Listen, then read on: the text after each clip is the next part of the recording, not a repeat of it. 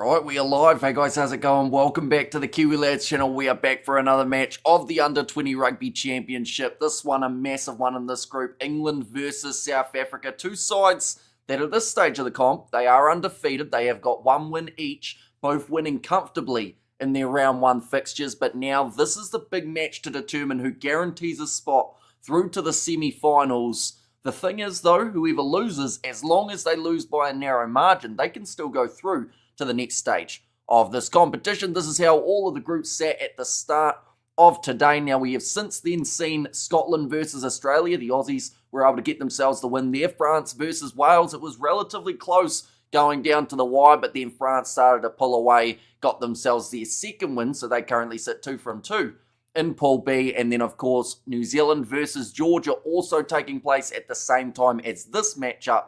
So we'll soon know if New Zealand are 2 from 2 as well. But it does look like a great afternoon once again, and not many changes in the starting lineup for the South Africans in this contest. Just the one at number 13. But first of all, for England, they have made multiple changes across their starting side. So to me, that says that they are really trying to rotate early, trying to keep everyone relatively fresh towards the later stages. Whereas when you look through at South Africa, they are going with what I feel is close to their strongest lineup that they can go with. Maybe they go light in their game up against Scotland, but I do think, first of all, their goal is to get the 2 wins under their belt. But keep an eye out, of course, for this back three. They will be dangerous. Redshaw alongside Bracken and also Bellamy as the number 15. For the South Africans, just the one change, like I said, and it is at number 13. Cupido comes in and Erasmus goes out. That is the only switch across this whole starting side. Norton and Theron getting into their work early in that game up against the Australians. Some brilliant work across the whole backline. Moyo was safe at number 10. Pede looked phenomenal in the number 9 jersey, and some pure pace down the wings. That was somewhere that South Africa were able to really capitalise on when Australia made a mistake. They flew down the wing and managed to score multiple counter-attacking tries. These are all the results from the last round two. As you can see, the biggest result of the weekend coming as the first match. That was 73 points to 17 in favour of South Africa. England also having that comfortable win over Scotland though. And with the points differential, of course it is crucial, but the thing that does determine it first is head-to-head result. So whoever wins this game sits perfectly in the box seat for this group of the competition. France and Argentina both having themselves decent wins. I do think Argentina-Spain may be a little bit one-sided, even though, of course, the Spanish, they are hosting this competition, but I do think Argentina should be able to get that one, and then that Argentina-France match should be a very exciting one too. Ireland having a close game with Georgia, New Zealand having a close game with Italy, so that group actually the closest of the bunch. We'll have to wait and see if that's the same at the end of this weekend. We have got happy to be here, go Bokker, says Lillian, hi Hamish, go the Bockie, says Sakabula there, go boys, says Africa. And also have an awesome weekend, Hamish. It is action-packed throughout this weekend, that is for sure. So many matches of international rugby. We are going to be covering, of course, that British and Irish Lions game tomorrow. Italy versus South Africa. New Zealand versus France. Alongside, I feel like I'm forgetting matches. Argentina, England's happening too. How's it, Hamish? From GQ, says Sean, welcome in to see you playing in the Springboks plan this year. He will be playing at some point, but he is not playing for them up against the Italians due to still that injury.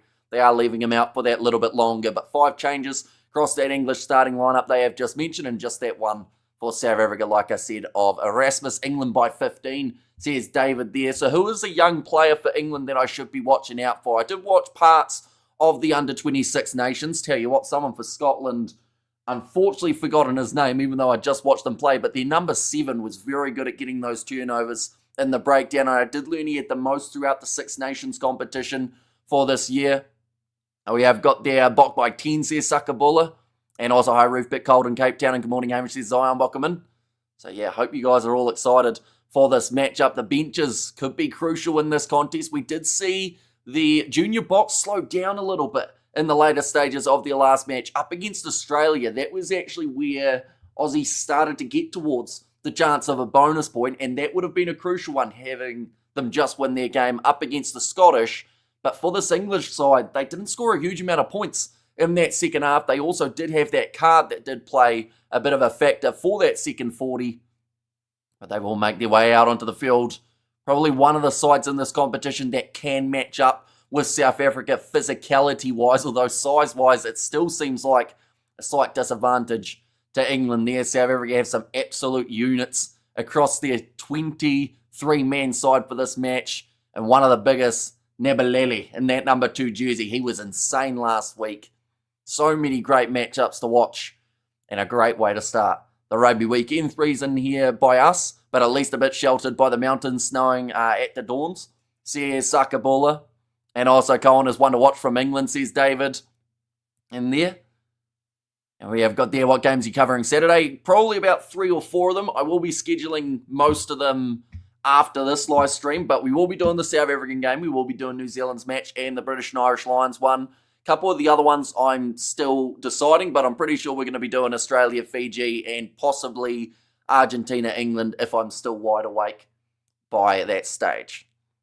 But the 2 sides lining up. We will have the national anthems, and then we will be underway for this fixture. If you haven't already, be sure to let me know what your prediction is for this matchup in terms of who you think will be able to get themselves the victory. I feel like it's going to be a hard-hitting one early on. Perhaps both of these sides might actually go a little bit too fast early. That's just that lack of experience. They may want to go at 1,000 miles an hour, and then they will feel it in the later stages. It has been extremely hot for these matches for the Under-20 Championship. Are you doing Australia's game? We certainly are. If it's happening, I know that the weather over there has been pretty brutal as of late for that kind of Newcastle region. And it's a bit the same with that New South Wales Waratahs up against British and Irish Lions. Hopefully the weather will be all right. There's been flooding. There's been all sorts happening in Aussie. And we have got the Hamish going for the Ludiache look. Yeah, it's slowly getting there. It's still not a beard, though. Like, I'm looking more, if I got rid of that, I'd be more like a biker, but then I don't think anyone would at all believe that I was a biker.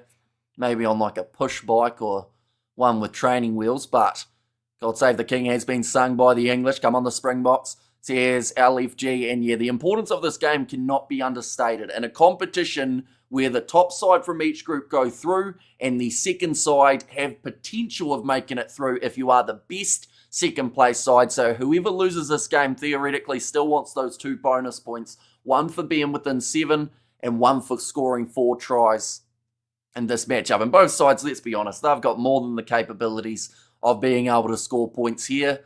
It's just who's going to be able to keep that composure, and perhaps who will defend better in this matchup could heavily determine who wins. We have got Hamish, your hoodie and mustache look awesome, says Ruth. Thank you very much, Ruth. I will say my eyes are looking extremely bloodshot for this hour of the morning, but we are still up. I could have slept before this, but I decided, nah, we're powering through, and then I will sleep during the day today, getting ready for those later matches. Good evening to all from a wet Stellenbosch. Looking forward to this game. Go the Boks, says Clinton. What games do South Africa Under-20 play against? So they have already played their game up against the Australians. They will be now up against England, and then their next game is actually taking place up against Scotland, and that is in around 5 days' time. We will also more than likely be covering that one on the channel too, so anyone who is new, be sure to hit that subscribe button. Also, we have finally got our Instagram sorted for the Kiwi lads. So if you want to follow us on there, if you want to be one of the few who get to see that new logo, be sure to do so. I'll find a link.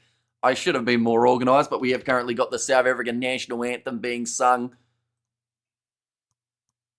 Little bit roughly, we will mention, whoever that was certainly might not have a future in the singing department. We have got Hamish French Team B, or French B Team Explain. The top 14 runs late in terms of when it finishes in the year, so because of that, those players are being rested and given a bit of recovery time. Same with the guys who were stuck in it from Italy as well as Argentina. There is a lot of criticism that's been thrown at France, but New Zealand still have to beat them. If they don't beat them, then that will be a bit of a problem. But yeah, we'll have to wait and see how that one goes. We have got there, let's go boys. Hamish, your beard looks like a normal southern man's beard. 2 years ago, it looked like boys fluff. Well, I mean, I'll take that as a compliment because, yeah, it still isn't quite where I'd like it to be. But we're getting there. But I'll probably will have it as some sort of forfeit. If someone loses who shouldn't throughout either this weekend, next weekend, or the weekend after, perhaps we'll shave it off. And I'll be back to boys fluff, as you called it. And also, thank goodness they're not playing in Cape Town. They might need dinghies. But now, We are ready to go. The English fullback getting us underway for this contest. This is the equivalent, honestly, as a playoff final. Yes, both these sides can still make it to the semi-finals, but whoever wins here will feel so much safer. I do think deep down England do need this victory. I would say more than South Africa, because Australia didn't look too bad in their game up against Scotland. In fact, they had drastically improved from their game up against South Africa. Now, that may have just been because they were playing Scotland, or it could have been maybe they found their rhythm here and they're just starting to pick it up. But we are now just about ready to go. Just waiting for the kickoff here. I think we are waiting for the TMO to get into position so that we are all ready to go for this matchup. Referee looking at his watch, looking over to the sideline. Are we ready to go? Come on, someone. Yep, there we go. We got the whistle. And we are now underway for this Junior Boks versus England. Oh, that one's going to be knocked on straight away from South Africa. So the ball is in the hands of the English, who are shoveling it out to the left-hand side. Chance to use their backline early, tackled on the 22. And it seems like I mentioned, both of these sides are going to go fast from the get-go and try and run each other off their feet. Wide cut-out pass attempted from England, but the counter-attack here for South Africa. Great pace being shown from Cupido. In fact, it's Minto this time. Ball out the back. England managing to steal it in the breakdown in the former Kane James. I'm being told to use it now, but straight away, both sides counter-attacking from the get-go. But it was that counter-attack that really helped South Africa in their last match up against Australia. They were able to use that pace down the wings to their advantage. What do you think about Jack White leaving the Bulls? Honestly, it was bound to happen. I thought he had done enough to be able to keep staying at the Bulls. He didn't have that bad of a year, but people don't like the guy. So I think that definitely hurts when they don't win the URC. It's not their first time not winning it, and it won't be their last, but, if it's time for a new coach and time for a new environment, then I guess that is what they've decided to do. Ball available here for England under 20s as it goes off to this right-hand side. Looking at the inside pass, well defended at the moment from South Africa. Back to the right. Oh, big pop pass up to Sella. Now cross again. This is good work at the moment from England, but another loose ball picked up by South Africa. Dropped forward by Riley Norton. And England, they have got the knock-on advantage. Note referee says they've seen something, so Nick Lilly will be told to give the ball back. And they'll go back for the scrum. We have their thanks, Hamish. Yeah, I think it wasn't France's fault because they want to build away experience for Australia 2027, surely. Yeah, and the thing is, when you look at the world rankings, France wouldn't do this, because they could lose a lot of points, right? They could actually go outside of the top 4 by the end of this year if they have 1 or 2 losses in November. And then that would mean that they are in a pool with either New Zealand, South Africa, Ireland, or whoever takes that 4th place spot, which at the moment looks like it could be Argentina. So, I don't think with so much on the line this year, they would do it on purpose. It is just a case of, a very hectic season in the top 14. I hope the South Africans play that same stunning rugby that they did last week, says Jan. Yeah, they were phenomenal on the counter-attack, as well as just getting a whole attack going. Only one change across the starting lineup, so that chemistry should still be there. But now, going to be kicked way downfield from Moyo. Very good clearing one. Now Josh Bellamy at the back. Going off to the right. Oh, that was a dangerous one. Now, that's actually almost a deliberate knock-on from Sia Ndlozi, sorry. I don't think it was connecting with his fingers, which is probably a good thing, or else that could have actually been a penalty against him. But it will now be the line-out throw for Nebalele. In fact, we've now got a little bit of confusion here. To be honest, Jake White hasn't been looking healthy physically for a while now. Maybe a break will do him good. See Sakabola. But yeah, all you got to do is go on social media or anything, and you can see how much pressure the guy is under. People were calling for his head before the season was even over. In fact, they were calling for his head after 2 games. And now going down here, a little bit of a counter ruck coming, and the penalty goes against Tuipulotu. In fact, they will go back for the original penalty. And also we've got the Hamish emojis there from Ruth. And France going to put 100 or get 100 put on them in all 3 games. Says Lamatasi. Well, the big thing for New Zealand will be to win by 16 If they win by the 16 points, that gives them the maximum World Rugby rankings points. And they can actually finish the July internationals. I think it's about 0.5 ranking points behind South Africa. And of course, that comes down to that Rugby World Cup draw at the end of the year. Could be crucial, but South Africa opting not to go for the 3 points here, instead kicking towards the 15 metres or so out from the line. It will be Nabalele. Great performance from him last week. Like I mentioned, a phenomenal athlete and got huge potential no matter where he goes in the Currie Cup or maybe URC. Oh, a little bit shaky there from Riley Norton, but manages to regather. Now a bit of pressure coming through the middle from England. Picked up though from Pede. Now Moyo going across there to Bester in the middle of the field. A little bit of a counter-ruck coming from England. Not successful for Tuipulotu there. 5 metres.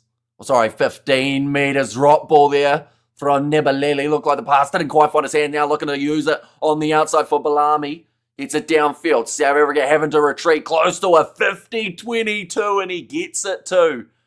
Fantastic kick from the English. It went initially into the 22, then looked like it was going to bounce back out, then decided to go back in and go into touch. So that is a massive kick downfield. If he is sick, then yeah, he needs a break. He's a World Cup winning coach. He has done his job. Great man, says Lamatasi. And good morning, how strong is this English team? They are the defending champs. They are a very strong unit. They did pretty well in the Six Nations competition, although a few of the guys from that comp are not with this English squad. They've made a few changes too, about 5 to their starting lineup, but they are, you'd argue that these two sides at the moment seem like the teams to beat. And I know that that sounds harsh up against the French under-20s, but, you know, they've had a couple closer games than people probably expected for their first couple games. I know that people were saying they were going to put massive amounts of points on the Spanish, who actually did pretty decent. Whereas this game on says, Rich, as in, where is it being played or where can you watch it? Because it's being played in Spain. And where to watch, I think it's the normal options of DSTV, Sky Sports, Stan Sport, and all of those ones. Counter-attack now for the English. Out there, Redshaw. Plenty of space to be able to charge for. Ball on the inside. This should be a try. Pace being shown from the South African fullback Mento, but Wayman gets him for the first try of the match for England off the counter-attack as well. And that is a very strong start. Watch it in the UK on Sky, I would assume. But the Under-20 Rugby Championship website should have the where to watch options for this contest. We're also decent, I think. Says Cats and I assume you're talking Argentina. They have looked all right in their first matchup. Yeah, nicely done from England, the counter-attack. And then Johnny Wayman actually starting the same way that we saw South Africa start up against the Australians, and that is with the halfback scoring. Tell you what, if you can run a good support line as an under-20s player, you score plenty of tries throughout your early days of your career, that is for sure. But the kick is successful, and that will make the lead now 7-0 in favour of the English. A good start. Early pressure, couple good moments from South Africa too though, so I don't think by any means they are out of this contest, but maybe just not quite the first try that they would have liked to see. It's not on Sky. Where would it be in the UK then? Rugby Pass might be another one that they could have. It'd be really weird if they had no option to watch this in the UK though, seeing as there are so many UK sides involved. South Africa need to run it wide. England got their numbers... number 8 in the forwards, says Lamatasi, and also we have got the penalty now going the way of England, 8 minutes into this contest, and the consideration of a quick tap.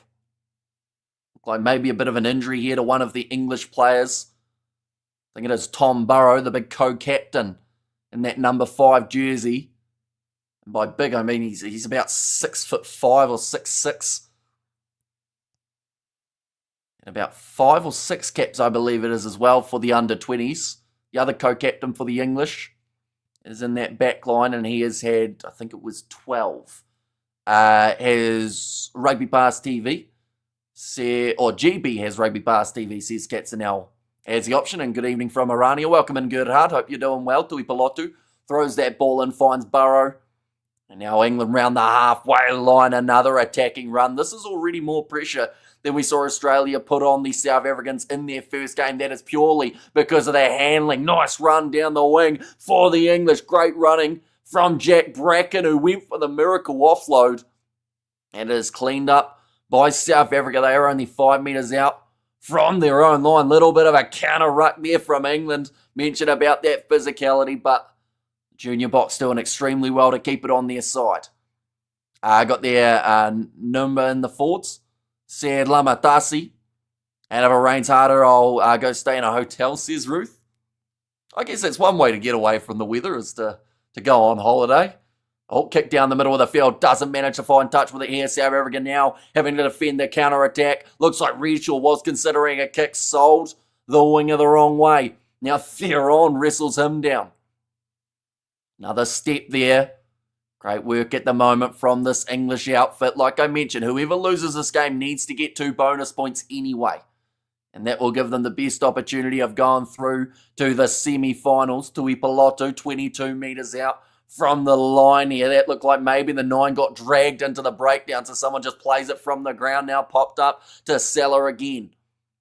Still 20 metres out from the line for England. Already 10 minutes flown by in this contest. Great inside passing there from England. And the try between the posts. Connor Tracy is the man to score it. And once again, just looking dangerous on that attack. The draw and pass working to perfection at the moment. Connor Tracy, the blindside flanker for the English, gets in. It's just a little cheeky pass that happens here that frees up a whole heap of space. It was actually the number 1.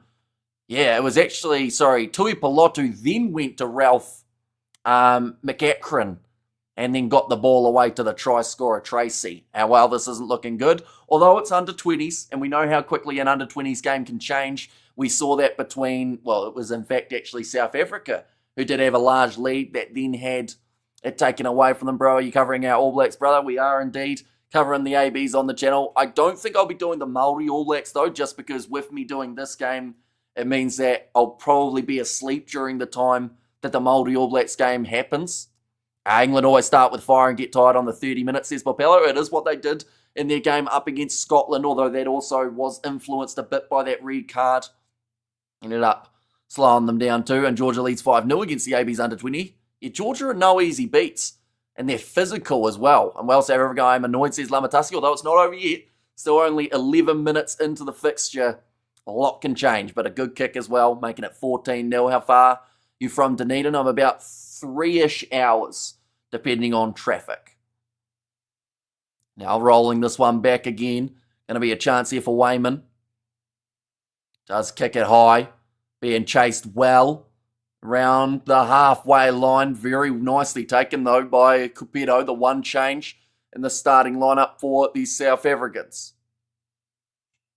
Now Pede goes across to the left-hand side. That looked like a bit of a miscommunication there for the South Africans. They had about 2 or 3 of their forwards all in the same position. And as a Hamish, what a game to watch after last weekend from the under-20 box, says Reno. Yeah, both sides having very comfortable wins. Yeah, it actually ended up with Nepelele, Ngobesi, and Theron all ended up in the same spot there. Georgia lead for a few. Then 76 points to 14 after.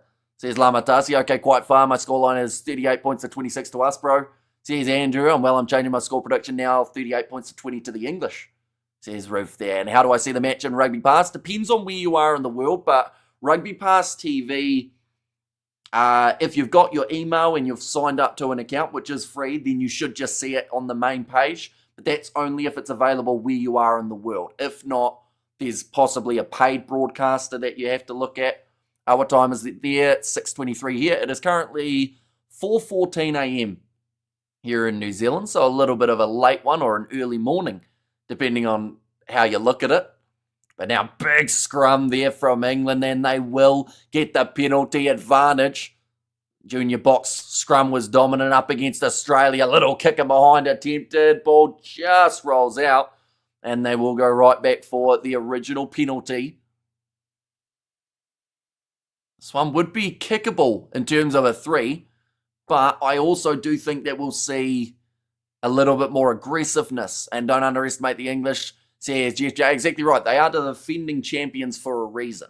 Where are you watching this? I am watching on Sky Sport 2 here in New Zealand, but it is also on Rugby Pass TV in some locations around the world. It's on Stan Sport and DSTV as the other two options. At 6:15 in South Africa, says Sakabula, and 7-0 Georgia over the ABs, says Cameron Kay.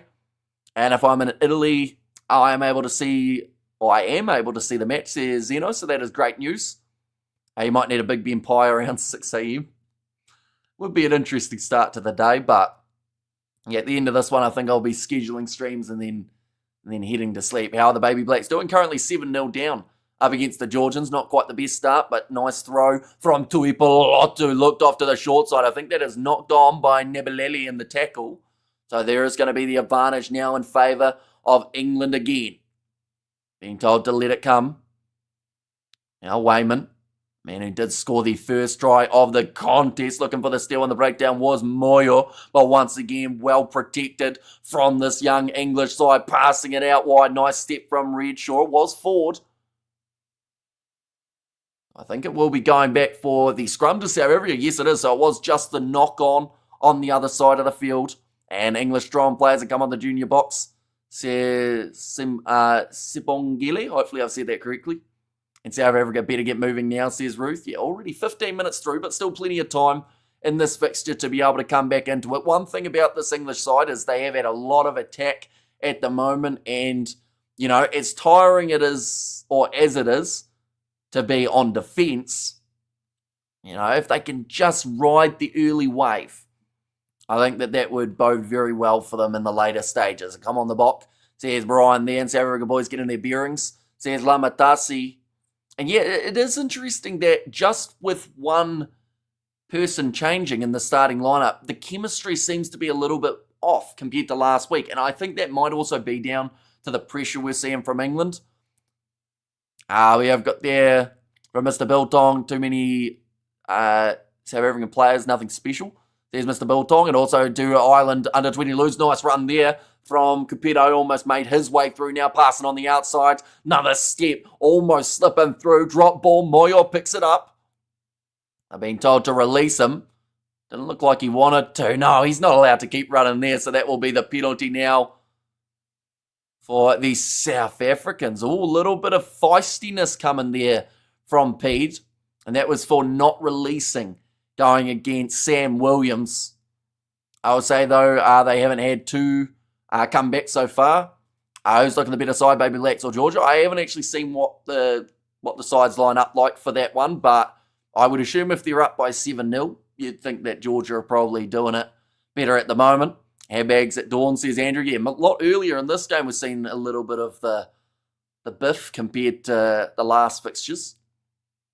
There's a heat wave in Italy, and much of Europe might work in Boks advantage, says Sakabula. I think that the Boks, like, in this game in particular, they just have to make sure that they don't slow down, which is easier said than done, definitely when you're playing in the heat. But, you know, it's been a heat wave in England as well, and that's going to be the penalty now going the way of the English. I think it was joining the maul incorrectly from South Africa. And also come on the box, another try, says Antoinette. Junior Boks crushed Australia 73 points to 17. But what's happening today? They are facing a stronger side. Is pretty much the easy answer to that. We're looking at an English team that also did do very well up against the Scottish last week, winning at 56-19, I think the end score was for that one. Georgia has, quote, "They gone home, AB's too strong," says Lamatasi. Now line out throw again for Tuipulotu, about 35 metres out from England's line. Nicely claimed at the front by Tracy. Oh, that's a unique way of joining a breakdown from JJ Ferron. Just threw himself over the top of it. Is your mum going to the game or any mates? I think George might be going to the game, but he didn't mention anything today when I was talking to him. But I do think ages ago he said that him and his family might be going. Maybe he's forgotten, but he'll have to remember, of course, tomorrow, because he'll have to leave to go there. Must be a very good Pom team, says Blitz. And also good afternoon, Hamish, says Flesh. Welcome in, mate. Hope you're doing extremely well. Hope you are excited for this weekend. Moyo now stepping up to the halfway line. Good position here for South Africa. Just wanting to hang on to it for a little bit of time. Another run from Erasmus. In fact, this time, Bester around the halfway line. But England get in the breakdown and win the not releasing penalty. Lightning quick. What's the nickname of that for that stadium, bro? Is it the House of Pain? I think it used to be. I don't know whether or not Forsyth Bar's got that nickname now. I've always just heard people call it Forsyth Bar, to be honest. I know that the Zoo's got its nickname of the Zoo, but other than that, I'm not too sure. And silly mistakes from the box here, Sakabula. And we have got their English only good against other English teams. I mean, they're doing all right here up against the South African team. And we have got about them being a very good team. Yeah, England are the defending champs of this competition, and they have shown throughout their first game up against Scotland as well as the start of this game that they do mean business. Great in the breakdown, which is somewhere that I don't think that the Junior Boks were tested as much up against the Australians. This penalty, though, going the way of South Africa. The incorrect joining of that maul, or in fact the obstruction, actually the same penalty as we saw down the other end of the field for the South Africans. I bet my car next try will be to the box. 2 more scores and it's over, says Cameron Kay. And even if that is the case, we do still need to see 4 tries from South Africa if they really want to see themselves moving through to the next stage. Because at the end of the day, group stage is very important. But if you're in that top 4, it would be massive because you could still find yourselves winning the Under-20 Rugby Championship. I like when the South Africans come up with excuses. I think every side comes up with excuses across the board. Like, we have covered many games all around the world, and we've heard a lot of different reasonings of why people feel like sides have lost. There was hoping to follow the New Zealand commentary, but my man is Jason South African Bank.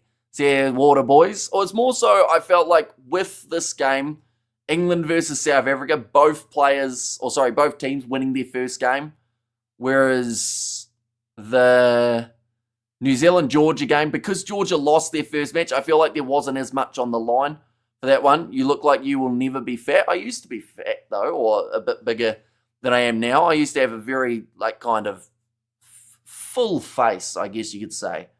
Like a face that a grandma would like to grab a cheek of and just, pull on it.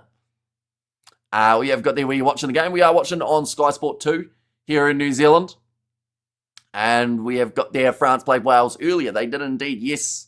And the Welsh, they didn't do too badly in that game, to be fair. I think they lost by maybe about 14 points. Georgia 14, AB 7, says Cameron Kay. English are the team to beat. South Africa need to use this as a bar to see how much they need to grow to get to this level, says Sir MC. And yeah, like you said, it's the perfect growing opportunity. They have selected, I feel, what is probably their strongest lineup, or at least close to it, for the South Africans. We have their Kiwi dollar getting weak. Too many Kiwis leaving New Zealand, says Blitz. I'm not too sure what our CPM is for each country. I do think that clicks per micro or something. I do think the New Zealand wins that battle, but yeah, I think that this game is definitely the pick of the weekend. Hard to believe that we need proof, says Lilia B. You don't need proof, no, we won't be showing any of that, but yeah, you have to believe me, because I used to, And well done for getting fit and slim. Sorry for your granny, says Kill Story. And a bit tit for tap in the Georgia game, says Cameron Kay and Agent Carter. You need to get down to that stadium and wake those noise up. And also just looked out my back door and it stopped raining for 5 minutes. That's a bonus, isn't it? Hopefully the weather at Loftus is going to be nice for the match this weekend. Only 20 minutes in, we have had our cooling break. Anyone who doesn't know what that is, pretty much every 20 minutes, they do have a bit of a water break just to make sure that the players don't get too hot. I don't agree, Hamish. About 20 versus All Blacks 20. You don't agree, Bok 20 versus All Blacks 20. What's that for? I assume that's the clicks per micro thing, is it? I wasn't talking about actually South Africa rugby versus New Zealand rugby.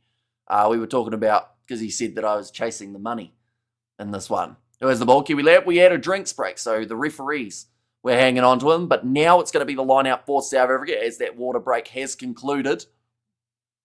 Nicely taken by JJ Theron. Oh, nicely taken. And big game, says Jeff J. Wait, so you're saying that the Georgia-New Zealand game this weekend is the same bigness or the same equivalent as the South Africa-England game, right?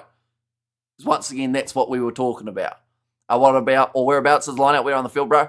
Says Yaneva was around 40 metres from the line. And once again, getting into the breakdown and over the top of it, Tui Pelotu managing to get this steal. What do people think of Owen Farrell's call-up? Interesting, but then at the same time, kind of expected. I guess you could say, what time is New Zealand France tomorrow? It will be 7:05 p.m. New Zealand time, so that is 9:05 a.m. South African. I'm saying Baby Boks versus Baby Blacks.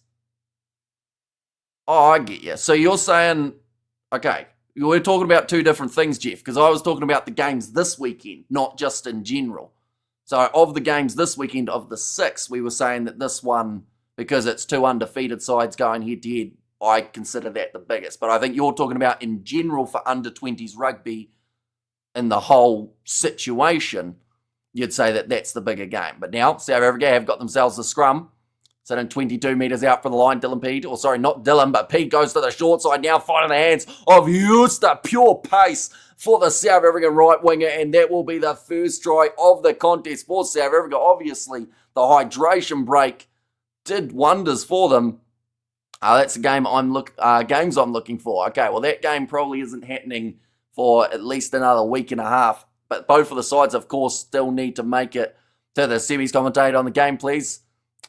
We have got the, where'd it go? It disappeared. Oh, not the people. Says Daryl there, and comment on the game, not the people, please. We will do both, because that's what we do on the channel. If you just want the game, Rugby Pass TV, Stan Sport, DSTV, Sky Sport are all of your options to be able to watch it. But now it will be Moyle who's got the opportunity to line up this kick.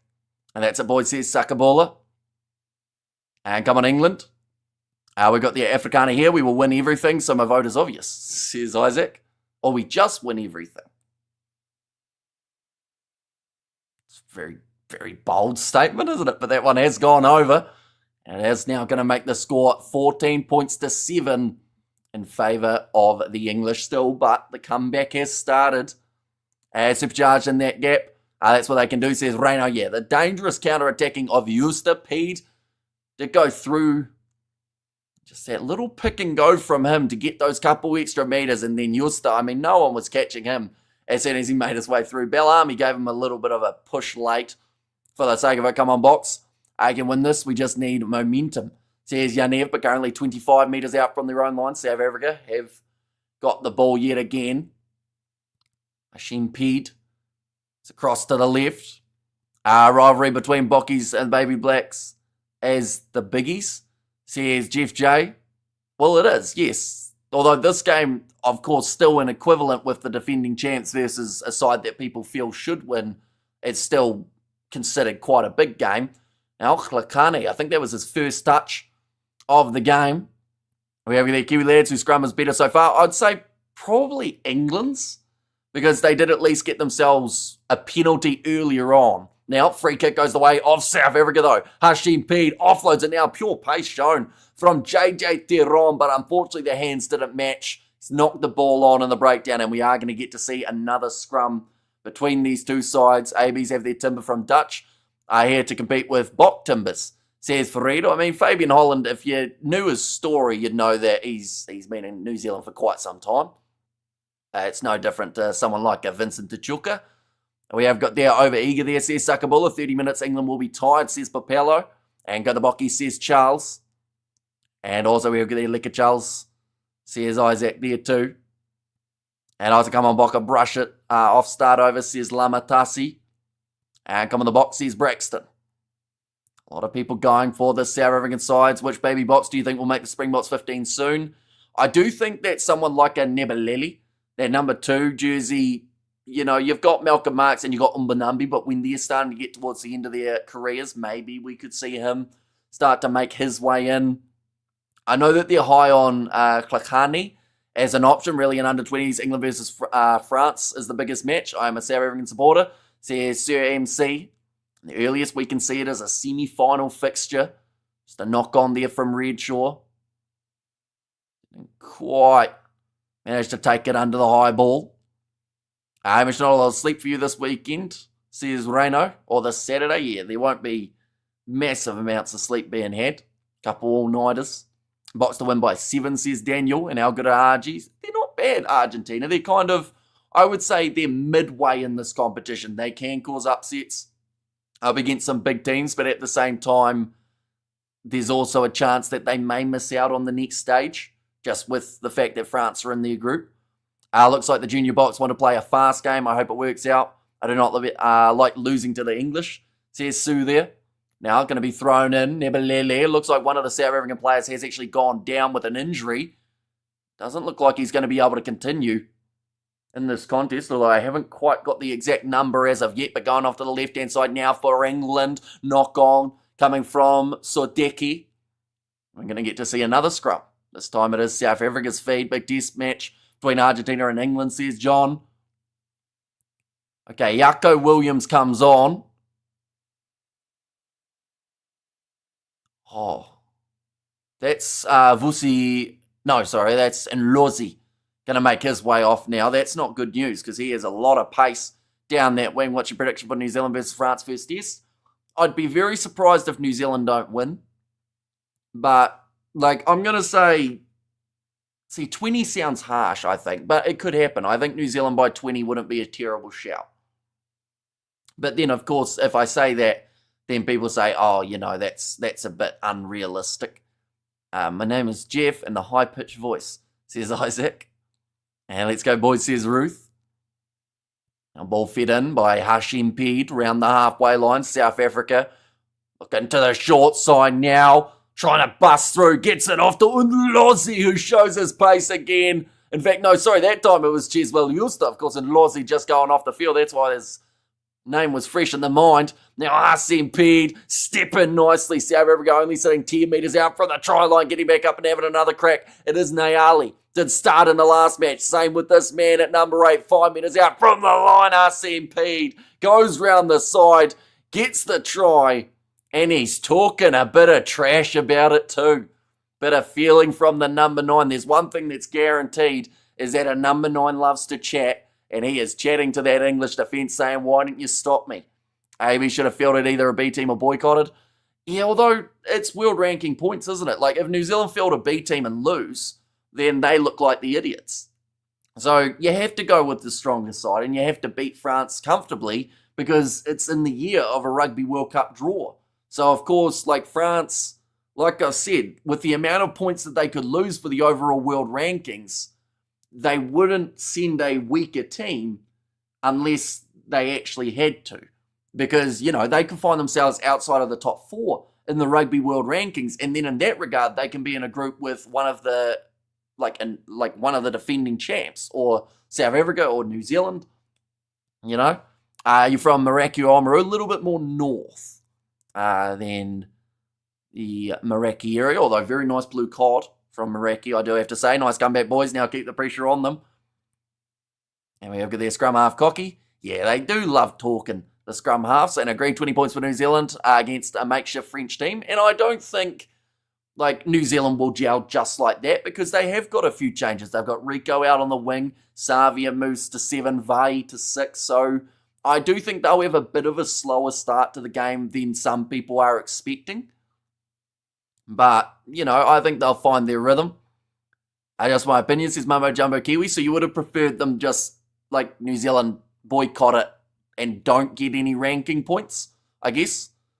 But now 22 metres out from the line. England managing to take that ball back off South Africa. Only sitting 14 points to 12. And Go the Box says blitz, and where can I watch the game? Depends on where you are in the world, but Rugby Pass TV have it in some locations. Sky TV also do have it. Stan Sport, DSTV, 2 other options. Kick downfield now by the South Africans towards the halfway line. I used to live in the town of Ashburton. Best KFC in the South Island, though, I do have to say. A lot of people do agree. Getting back there, bit of pressure on Jaco Williams, but controls it well. And now does get it into touch. The French Pro 14 players get 4 weeks off a year. our owner calls the shots and don't get their players or like their players going on tour, says Bleshen. Yeah, like top 14 is where the money is for French sides. Like, don't get me wrong, international rugby can make money as well, but the top 14 is where, like, financially, the French teams do thrive. 35 plus, second test for New Zealand, says David. Yeah, I do think they'll crank it up as the tour progresses, although it could also mean that the young French team get their confidence going as well. In close game, how's the skill level of these under-20s? How big is the gap between playing under-20s to national teams?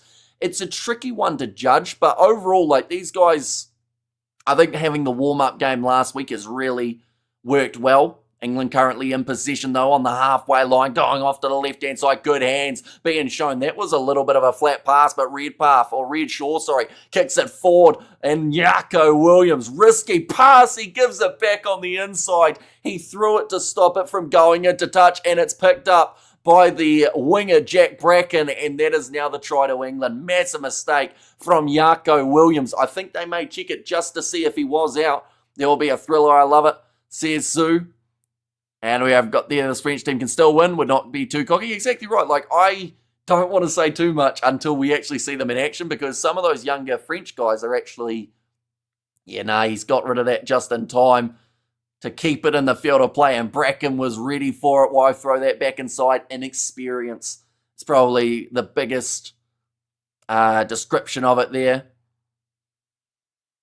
And we have got their Boks to win by 10 now, says Daniel. Right, 15 seconds to line up this kick. It's not going to be an easy one, right next to the sideline here. There's no way the French beat New Zealand in New Zealand, says David Rothman.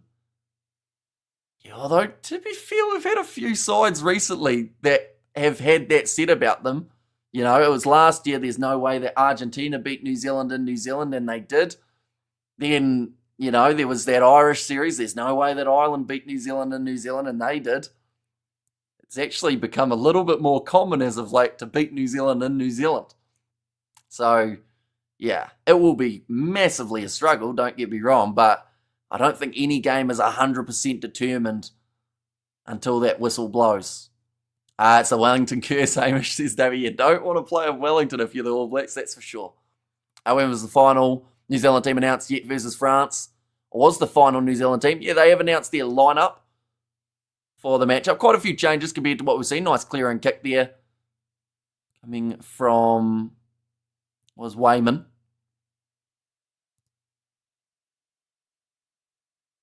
We have got there Hamish. I'm still saying Scotty Robinson has other plans this year, says Jeff. Well, he had to change the plans because he was getting crucified for his plans last year.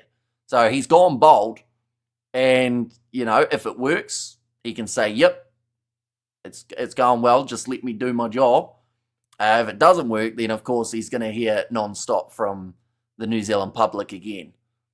Now 6 minutes remaining in this first half. It's gone very quick. Currently the 7-point difference between these two sides. Both kickers missing once.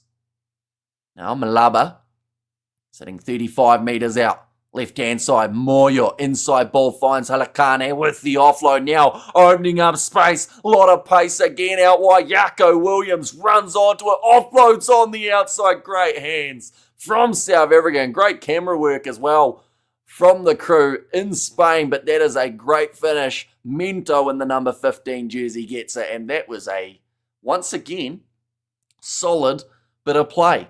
From about the halfway line, Salakane, just the offload to keep it alive, and then Kupeta with the wide cutout pass. Good hands from Jaco Williams, and even better hands from Minto to be able to hang on to it.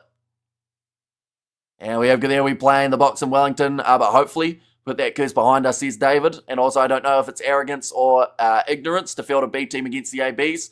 It's not good for the fans and undermines international rugby. Yeah, I don't think it's ignorance, or I don't actually think it's either of those two. It's just, unfortunately, with when the top 14 season finishes, like, it just doesn't work for their scheduling. And, will World Rugby look at that and say, look, we have to find a way of the French top 14 finishing at a different time? Because some of those guys, like, they've played many, many games of rugby, like double the amount of rugby that the New Zealand players have. So, like, they need a break. at some point. But unfortunately, their break is this window. And, the top 14, it starts back up in, a month or two? So they're right back into it again. We have got there is no way in hell the Junior Boks lose this. This is coming from an unbiased South African. Says JP. Yeah, sitting 19-19 at the moment after the good kick from Moyo. And 5 tries, says CMC. The club's own the players in France, says David. Yeah. Oh, another penalty. This time goes the way of England. Could potentially... This might be the best chance to take a 3, to be honest. Like, you've got 4 minutes remaining in the half, and this is actually what they're going to go for. They will aim at the post. We have got there, Hamish, who out of yours, Mum's predictions for New Zealand team was the closest? I'm not 100% sure. I think I was a little bit further off with my original Scott Robertson one, but then my prediction, or my team that I'd like to see, was actually closer than my Scott Robertson prediction. Although with the injuries, it's got a lot closer because the likes of a Papali'i have been brought in. I always want England to lose, says Bill. And going for the post instead of the corner, pacing themselves, says Sakabula. And yeah, it just seems like a tit-for-tat kind of game, so... The extra 3 could go a long way, and that kick has gone over, making the score now 22 points to 19. Just the 3 minutes remaining in this first half period. And let's go the Boks. Here's LFG. This year is all about the 6th of September at Eden Park. Yeah, I think that is the game that everyone is looking at as, the match of the year. And I just really hope it lives up to expectation. Now, I've talked about it already. What if it rains and it's just a really, scrappy kind of game? But then sometimes those are the best matches. Liquorman Hamish says Blitz and Bokke need to go on with it now. South African Rugby better team and England boys, as brave as they are, they need to remind them only sometimes you're good. Says Lamatasi. Although England are the defending champs, they certainly cannot be underestimated in this matchup. Oh, beautifully taken under the high ball for South Africa, but over the ball, winning it again. It is Tui Pilotu. He's just making it look easy in those breakdowns. That is about his second or third penalty that he has won, making the opposition not release it. I wish I could get a brandy here in Bali. Do they not have brandy in Bali? Blitz. I know when I was there, they had a lot of chips. I did enjoy the chips in Bali. And Boo England, says Lamatasi, and England so good at the breakdown, says Sakabula. Yeah, quick as well. Tui Pilotu, like how do you shift that man when he locks over the ball? Seems like this game is tit for tat. Both can take it, says Jeff J. Rain is one thing. But when the field gets muddy, it's a bad show, says Xander. Now nicely taken. Going off to the right-hand side. Oh, that guy's shorts, I think, were either ripped or pulled down. I think it was pulled down, so luckily he doesn't need to get a replacement. Now off to the right-hand side, drop ball. Oh, might have actually hurt himself there, Tracy. One of the other try scorers for the English. When did New Zealand play again? They are playing at the moment up against the Georgians. They are in a close game as well, from what I saw. We'll quickly get that score.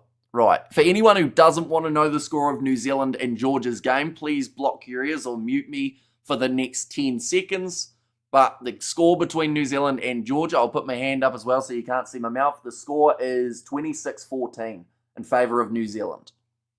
So that's the score at the moment. And they are closing in on halftime as well. Geez, there's a Jones.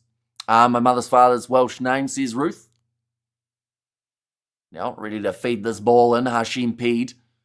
He too has scored a try. There's a free kick now going the way of South Africa. Just the 17 seconds remaining in this first half. Now, we are actually close enough that, South Africa have 10 seconds. Then they could tap it and maybe just kick it out. I know that that's slightly, I guess, negative to think about. But they are waiting for halftime by the looks of it. Right? Booted into touch. And that will be halftime. Not wanting to play for any extra seconds than you need to. Definitely not in these type of heated conditions.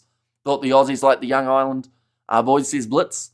And nice and calm, not too much points by the AB, says Lamatasi. I was thinking of a barbecue, but my pit bull ate the meat before I could make a move. It is unfortunate. Did the pit bull, did it open the fridge, or did you just have the meat out and about? Because I do think if you had it out somewhere that the pit bull could see it, then he probably thought it was a challenge. So he went, oh, well, I'll get that then. It's probably really hot there. It is. It's mid-30s, I think, for these matches, or a majority of them have been upper 20s, early 30s. I was the current under-20 champs. I never followed under-20 games. Current champs are England. And then if you're looking at the under-20 Rugby Championships, currently New Zealand were the defending champions. I left it there, says Jeff. And we have got there, bye, you are you now. You are you now, says Wayne. You are you now. That seems inspirational, but I don't think it's what you meant to put. And I told you Boks will come back, says Yanev. And also Georgia, New Zealand 26-14. Man, now I have to watch WTC Rugby with a bag of chips, says Jeff. And also, will the Boks win at Eden Park? It's one that's far too far out to be able to judge now. We need to see the squads. We need to see the form. Of course, both teams by then would have played probably 5 or 6 games. Hello again. Can't see the match in Rugby Pass. The match doesn't show up in the screen nor app. I've stated in the app that I live in England, but I'm currently in Naples. Can I watch it? I think if you're in Naples, Italy, they might have a provider, which might be why you're not able to access it. If you've got a VPN and you can set yourself back to England, that would probably work. So it's only 3 points in it. Exactly right. So 3 points, 22 points to 19. A close first half. 600 votes, 80% say South Africa, says Edward Knight. And also the Boks have the better chance than they ever had to win at Eden Park, says Cameron Kay. And who was runner-up in the Under-20s Rugby Championship? One moment, I'll just get that info. Was it Ireland and... No, it might have been England-France in the final last year. England-France for the overall final. England winning it 21 points to 13. I think Australia-Argentina might have been playing off 3rd and 4th. And then New Zealand-Ireland might have been playing off for 5th and 6th, because they actually keep on going down in kind of continuous order. Is that the way that it was? There was one game that was cancelled. Ireland-Australia. What happened for that one? Was it terror? Oh, it was bad weather, wasn't it? In Cape Town, that they couldn't actually get that game to happen. It's all coming back to me now. Who want my dog? Because he looks at me like I ate it now. The family's like WGF, says Jeff. As a matter of fact, Blitz named the island players. New Zealand went and poached from the islands, says Lamatasi. And Argentina got 5 and Australia got 6th. Okay, so it might have been... was New Zealand, Ireland for 3rd.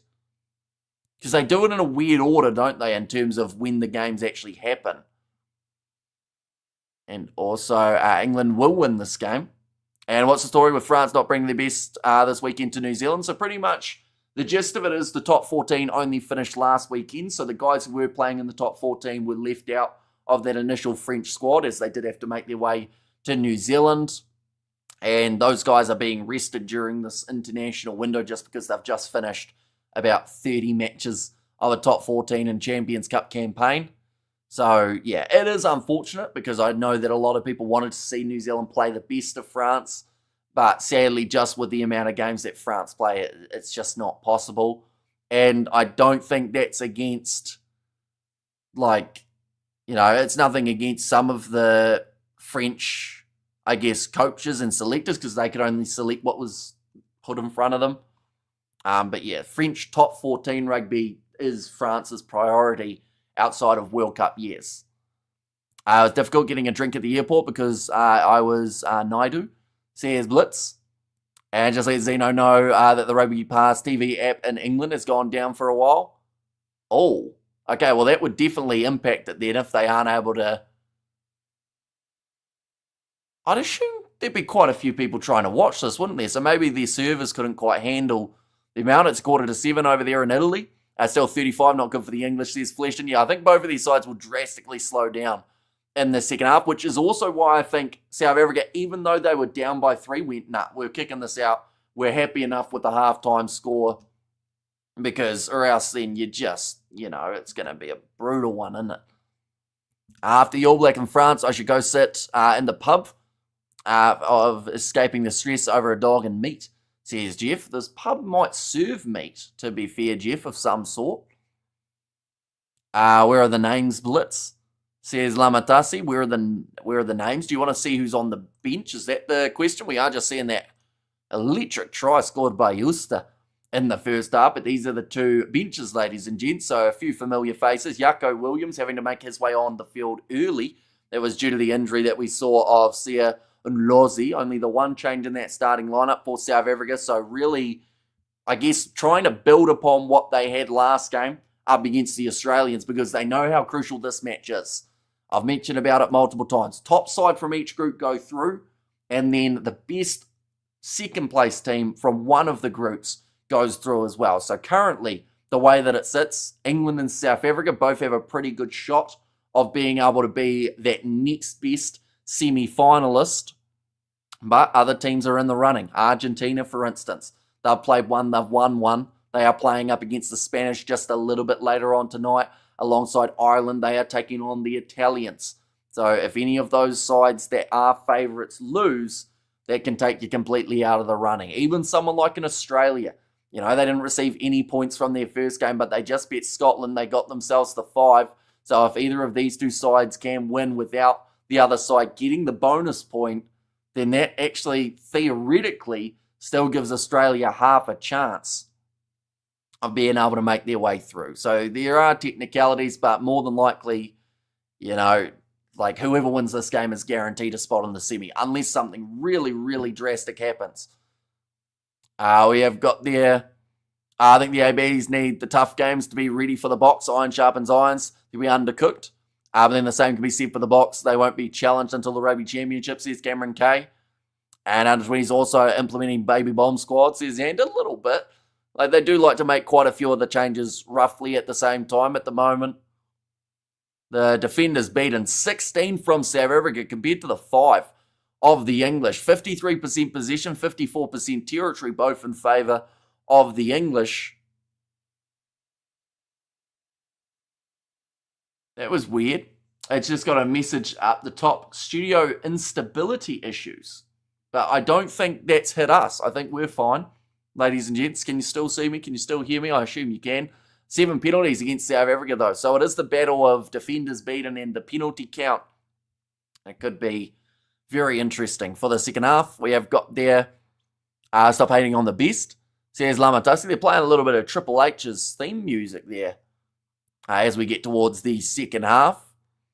Did you cut down on Magnums to lose weight? Says Cool Story Bro. No, this was before my Magnum phase that I was a little bit heavier. Like, I wouldn't say I was, like, by any stage, like, huge, but just my face was where all of my weight. Like, someone like a Paddy Pimlet, that's kind of what I was dealing with. But then, yeah, I haven't quite got back to that same stage. Hamish, how many streams are you doing tomorrow? At least 4, I think. I haven't really actually counted them up yet, but yeah, I think it's probably 3 or 4, maybe 5. I haven't really decided, if I'm being completely honest. I think I'm going to schedule about 3 and then go from there. Add a couple more if need be.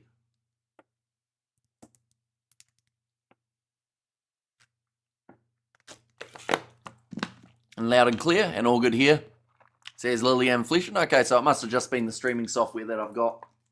They must have been giving people a bit of a warning that it could cut out. New Zealand smashing Georgia now, says David. I'm unstable, says Isaac. Extremely cold here in Cape Town, having fish and chips and beer, says S-Bok. Sounds like an alright combo.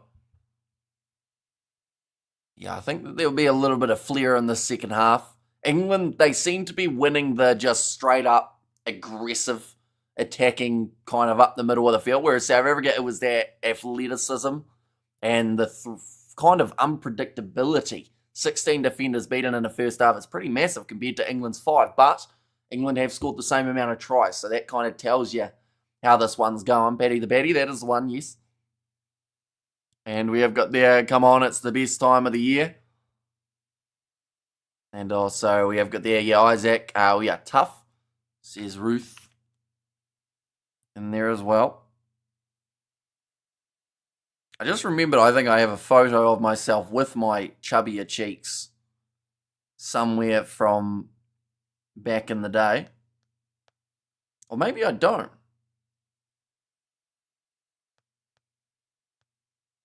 Yeah, maybe I don't. That's probably a good thing. This game is going to go down to the wire. Yeah, I think that there is massive potential for a last-minute thriller. Like Scotland versus Australia turned out to be a pretty awesome game. Overall, please share. I'll see if it's there. I like how when I was looking through, one of the pictures that I have is a picture of a Magnum. And you're a proper merch. Says flesh in there. Women have more fat on their face to show off their fertility, I read in Cosmo. Well, there you go. Does that mean I'm fertile? I love that. Gods Must Be Crazy was the stuff in the 80s, says Lamatasi. But yeah, anyone who's wondering what's coming up next for these two sides, this is what is happening. South Africa have got their game up against the Scottish. It will be happening in about 5 days' time. England play Australia. I think that those two games are massive, but we'll probably end up covering South Africa, Scotland, followed by New Zealand, Ireland as that 4 a.m. game. So I think that'll be the way to go on that Thursday morning. I think the halftime break is almost over. Of course, we will still have another break at around that kind of 60-minute mark where they do give the players a bit of a rest again. Every point is absolutely crucial. Fish and chips and Scott's here. And Standerton, says Daniel.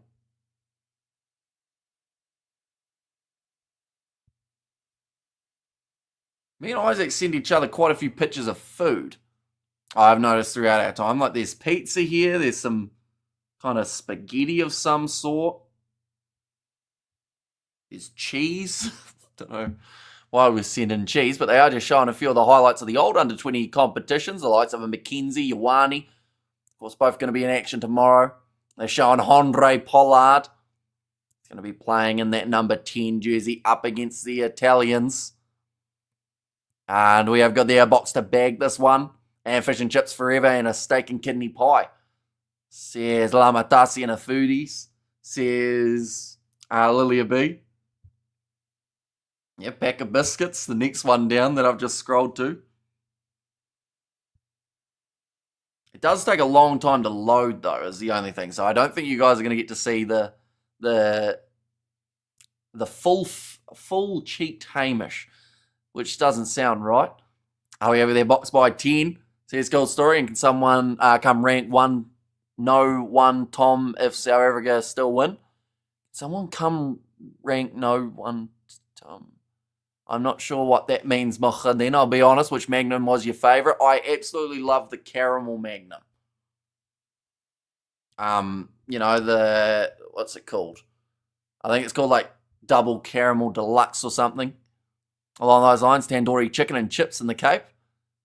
Looks like everyone's got some decent food going. Meanwhile, here in New Zealand, it is sitting 5 a.m. And I probably shouldn't have food at this stage, but both sides making their way out of the tunnel. Or out of the building in this case. South Africa got about 3 Springbok teams. Says Martha, yeah, they've got insane depth at the moment. And I do think that is really going to be massive for them as we get, you know, closer to that next World Cup. We got there, no dude. Meg who makes no sense. Oh. Posted 6 minutes ago. It's got that stability issues thing again, but we are still fine by the looks of it. Can someone still be ranked number 1 team? Springboks will still be number 1 at the end of July, yes. The traditional meal in New Zealand is a mince and cheese pie and a monster on the way to work.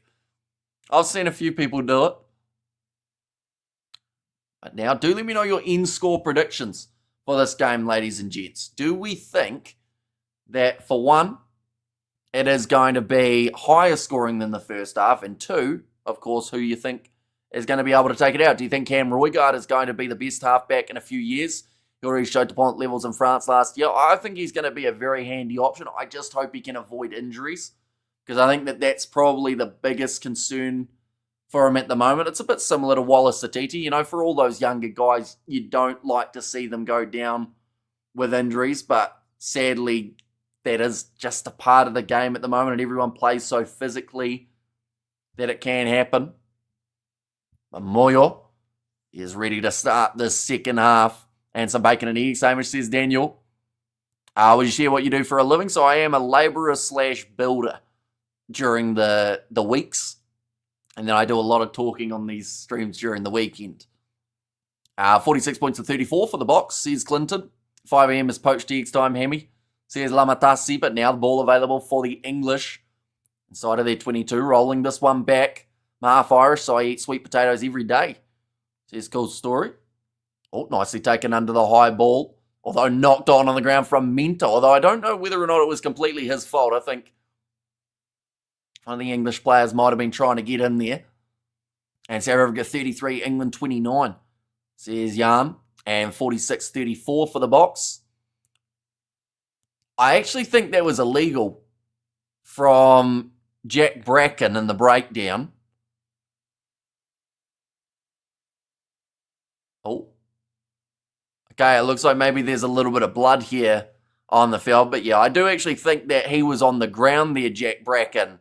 Oh, that's an ugly cut on the top of the head of the youngster for South Africa, Minto. And very good game, says Albert. And what time is the first game tomorrow? First game that we'll be covering is probably New Zealand versus France. I'll probably have quite a long build-up for that one. I've got a lot that I want to talk about when it comes to that game. Same as the South Africa versus Italy game. They are the two that will have the biggest build-ups for tomorrow. If who got us off track, come on, Boka, says Lamatasi. I can help you out with drawings, says Daniel. And I'll say the last South Africa try was fantastic. Yeah, really nicely done to not drop the ball from a couple of those ones. Like the passes at times were a little bit, trickier, but they handled them well. Definitely that one down the wing for Minto. Did you play rugby at school? If so, what position did you play? I was on the wing. But the only reason I really gave it up was because we had a 9 and a 10 in our team who did not pass.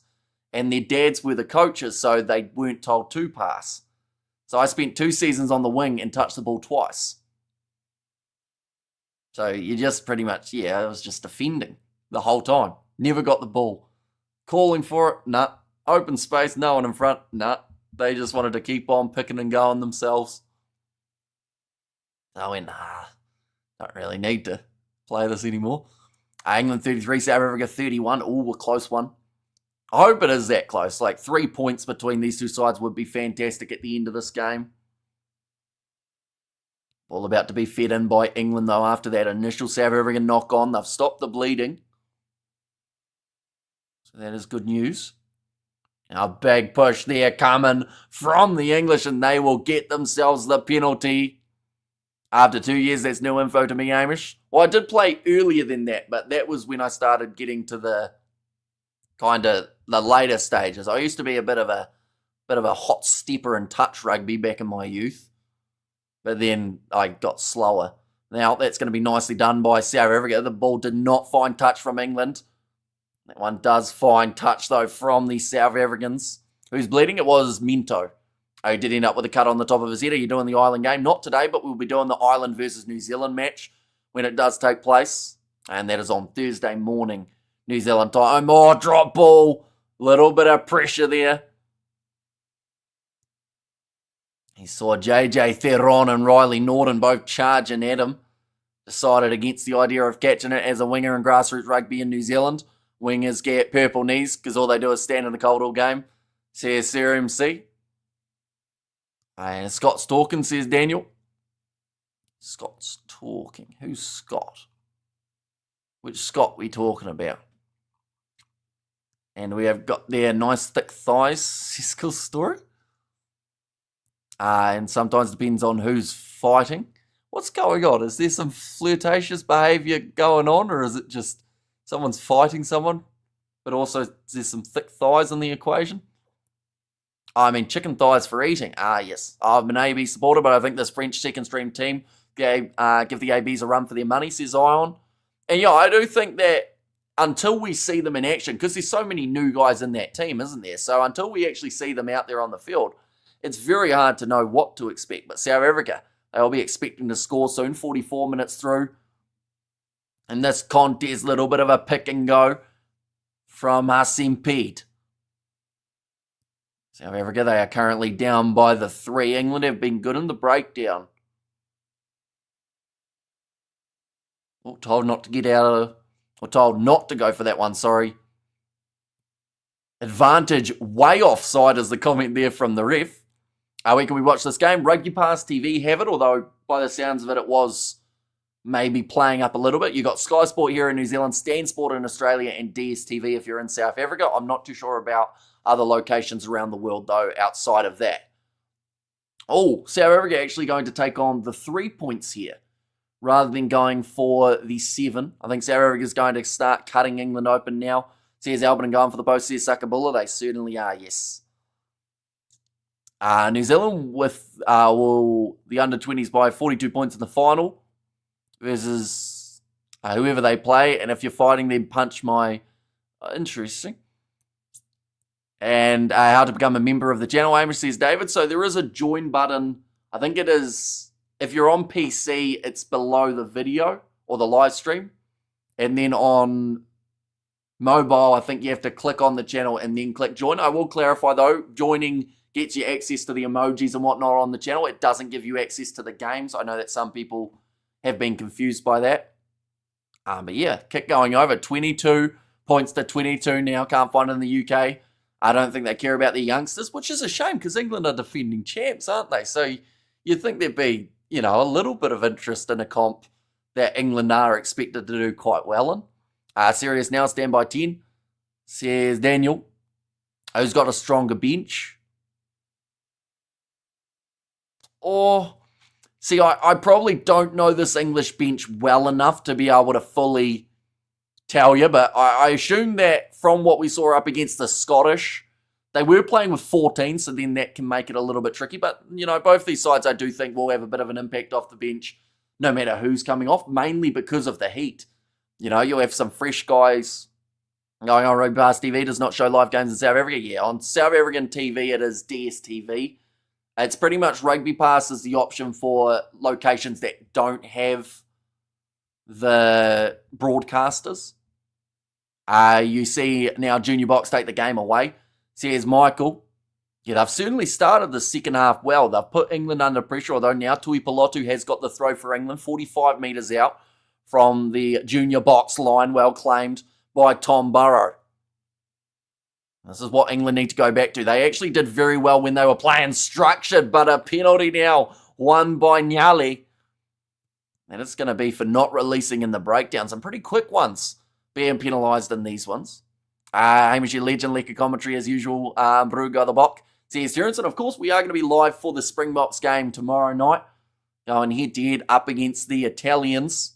Anyone who is new, be sure to hit that subscribe button. Also, if you haven't already, be sure to hit follow on the Kiwi Lads Instagram. I finally got it up and running with a new picture that is actually matching the channel's logo now.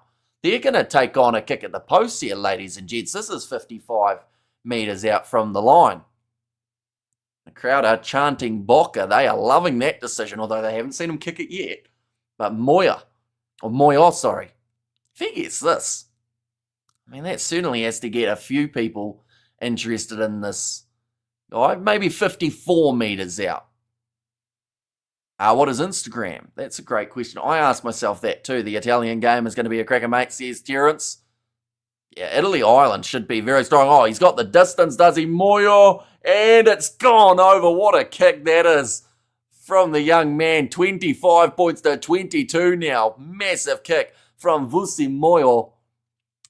And now that pretty much sets the tone for England. That says if you give a penalty anywhere within 50 metres, we're going to punish you for it. It's over, says Albert. You see what the boo, says Michael there. But yeah, fantastic kick. And now big run from Halakani. Looking to strike twice in a row here for the South Africans. Pede goes across. They're now 25 metres out from their own line. Hassan Pede finds a massive gap. Is anyone going to be able to catch him. There's 2 men at the back, but he steps around them. And if he was talking to the English fullback last time, he will be talking to him there again. Massive one from Hasim Pede, although he's hurt himself in the process by the looks of it. Maybe his finger from putting that ball down, or his wrist. I don't know what he's hurt him there, but he looks uncomfortable. But that was a sensational pick and go from Hasim Pede. Just hope he's all right. But once again, finds that gap easily and just goes. Didn't look like he was going to be at all close to being caught. And Bucker going to clam English and watching South Africa and Talia for the ref. Says Daniel, well, this public chat is crazy. Says Jeff J.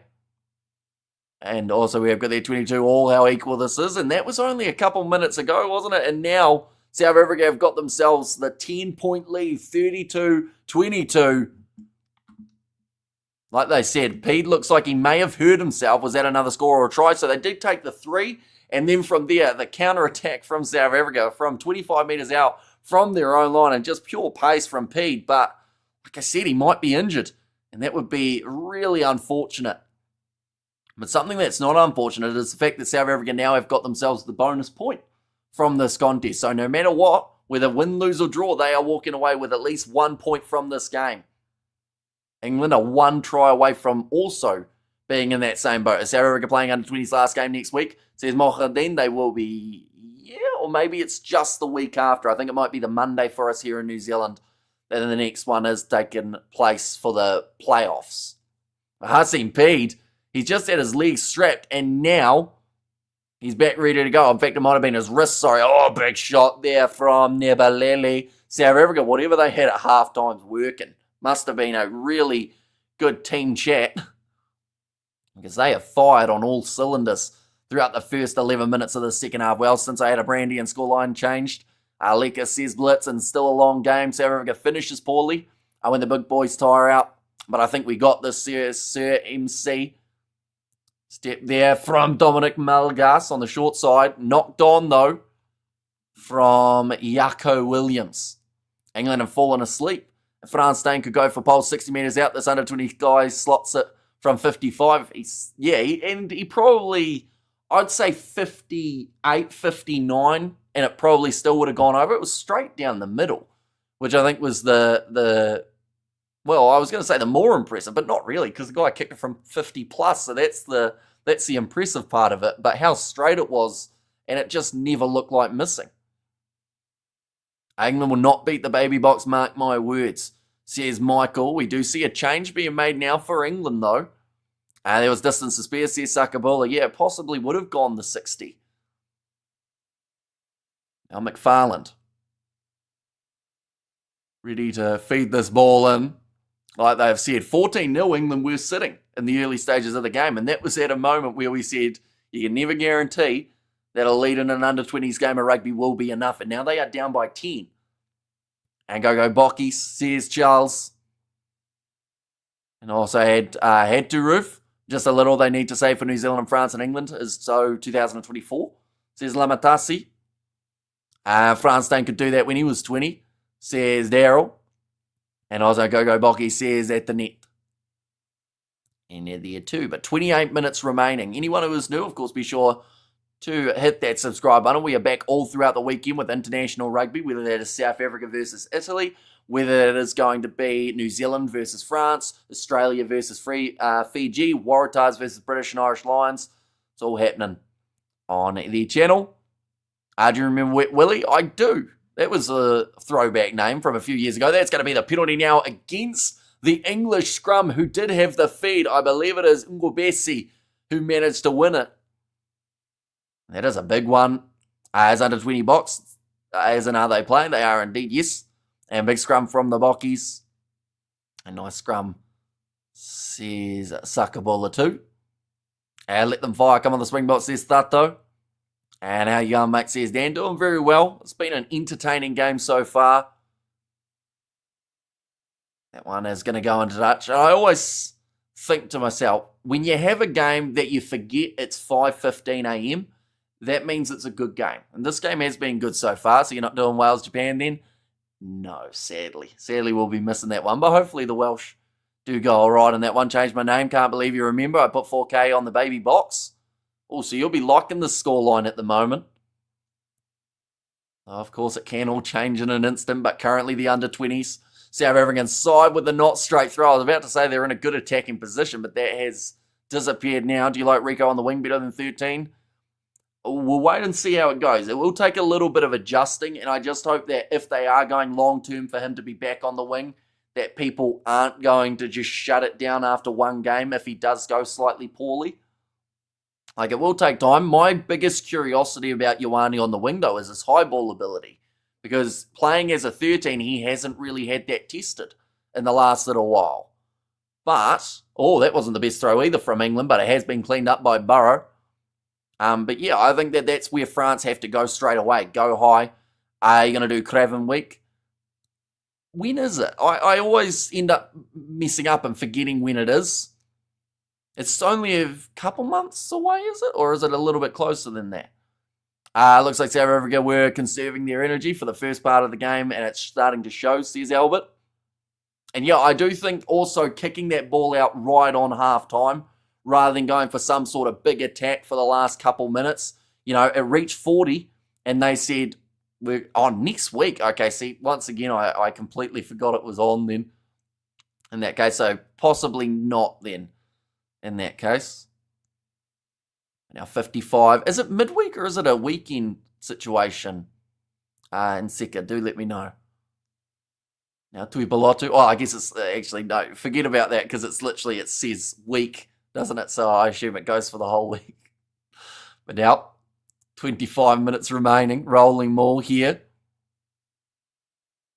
And they sit in about 30 metres out. They've got the penalty advantage now for the English too. This is where they have to be able to fire back. You save your afterburners for last day, Hamish. Says cool story. And now passing on the outside. That was going to be deliberately knocked down. Well run. Down the wing. Tried to keep it in the field of play. But we'll go back now for another penalty. And All Blacks are going to crush the French tomorrow morning. And they deserve a hiding. Barrett to get man of the match. Says Terrence. And Monday, I think, says Shika for when it does start. Are you doing the Lions match tomorrow? We certainly are, yes. Got plenty of matches that will be taking place all throughout the next kind of 48 hours or so on the channel, including the last game, which will be Fiji versus Australia. And that is happening on the Sunday afternoon for us here in New Zealand. But we will be covering the South African versus Italy game. We've got New Zealand versus France. Are you doing the line? Oh, no, I read that one, didn't I? Let's finish this game, boys. Yeah, although it's far from over. Currently, England, they find themselves on attack, only sitting about maybe 15 metres out from South Africa's line. Tui Balotu throws it in. Taken, but not straight from England. Tui Balotu cannot believe it, but South Africa managed to throw someone up. I think it was Theron. Any second string team is an A team. And go Junior Boks. I normally crack everyone up here. My comedy is tops, says Ruth. And Hamish, is your son right? No. Some of the stuff that Ruth has said in the past, if that was the case, she'd probably be in prison. We have got the next try to the box, says Blitz. Looks like a few more changes happening for the English. Who's that bloke? I think it is Ainsworth Cave, the number 20 in this game. And he looks like he's already trying to fire his teammates up. And we have got there, come on, Boks. Let's definitely make it 20. Or let's make it 20, sorry, says Daniel. And time at the moment, it is 57 minutes through. Mento's just been taken. Wait, they're saying Mento's going off for Malgas. Or maybe, sorry, he might have made his way back on after that blood bin. We have got there, definitely not. And also, we're joking, Isaac. Okay, only his number one fan and groupie subscriber. I missed you, Hamish. Says Hank. And you look tired, says Mahadine. That is because it's 5:20 a.m. I've been up for almost 24 hours already, but I am going to be sleeping after this. Although, of course, not before scheduling the live stream. South Africa 19 just ran on. I thought it was Peter Steph Toy, says Albert there, but another penalty does go the way of South Africa at scrum time. Just seems like at the moment, set piece-wise, England have slightly fallen apart here. But there's still 22 minutes. That's a long time in a game of under-20s. We saw in the game between Australia and Scotland, it was pretty close up until those last kind of 14 or so minutes. And come on, the Springbok Junior, let's finish this game. Don't let England fire back. Prune that rose thorn, says Thato. Yeah, whoever wins this game, of course, has a lot more momentum heading into their third match of this competition. For anyone wondering when those next games are taking place, it's about 5 days away. It will be South Africa taking on Scotland. Now, that should be a relatively, I don't want to say easy win for South Africa if they play like they have in this contest, but, you know, it will still be a very intriguing one. They have to get that victory, though, to continue on to the semi-finals, win, lose, or draw. England will have the Australians who had a pretty decent showing up against Scotland in their game just a couple hours ago. New Zealand, Ireland, another one to keep an eye on, as well as France versus Argentina. I think that, so I've pretty much said every game, to be fair, other than Georgia, Italy, which I think could be a good game too. And then you've also got Wales, Spain, which, honestly, the way that both sides are playing, probably going to be a good match as well. Good one across the board. Mr. H, don't stop the drugs you do. You're really good, says Isaac. But now, going off to the right-hand side, Riley Norton claims that line out. Another chance here. Hassim pegged. Wow, that's a big shot. And the ball's popped loose onto the side of England. It's going to become a rolling maul, although I think they had an advantage. Did they? No, they don't. So it is going to become a scrum again. No, sorry, they did have the advantage for the knock-on. What happened to the South Africans since 15 minutes? Did a vial of zebra biltong get injected? I mean, they've certainly stepped up, and I think that maybe they were just a little bit slow getting going, but once they found their rhythm, they were good to go. A huge tackle, says Zakabula. Yeah, massive. They drove him back probably 10 metres in that one. But then South Africa showing off that physicality again and managing to force the man backwards. Right, we've got another drinks break, ladies and gents. This is where they have a 3-minute period where they're able to get drinks, hydrate, and get ready to go for the last 20 minutes, which at the moment, South Africa, they are in control of this game. They've had the better scrum. As of late, they have had 10 extra points on the board at this point in time. But you just wonder whether or not there's something else coming. It's just me that thinks the South African 19 looks like Peter Steph-Toy. So I think it's Jaco Hrobela, isn't it? That you are talking about. They're just showing some of that physicality from both teams throughout it. And hi says that though. And there too, and thanks for that hydration explanation, says Albert. But yeah, it is 3 minutes. That is what I have learnt. So I shall hydrate as well.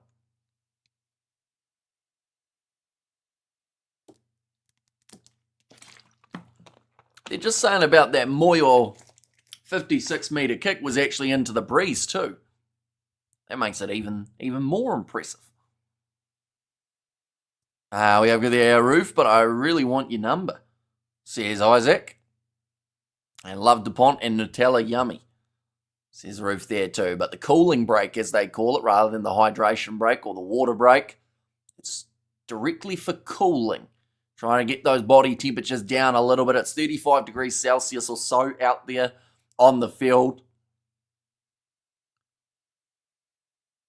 Yeah, very intriguing to know who will slow down. Water 8 slots of water, 3 minutes, Hamish. That was 5 seconds, says Leah B. If I drank for 3 minutes straight, that would be hard work. But I also think if I pace myself, I could do it. But I'd have to breathe out my nose. How much more, says Thato? Currently 21 minutes left, so still plenty of time and opportunity for both of these sides to be able to get the win. Anyone who is new, of course, be sure to hit that subscribe button. Also, be sure to check out the Kiwi Lads Instagram. We're going to start posting on there at some stage in the future. We've updated the channel or the logo and everything along those lines.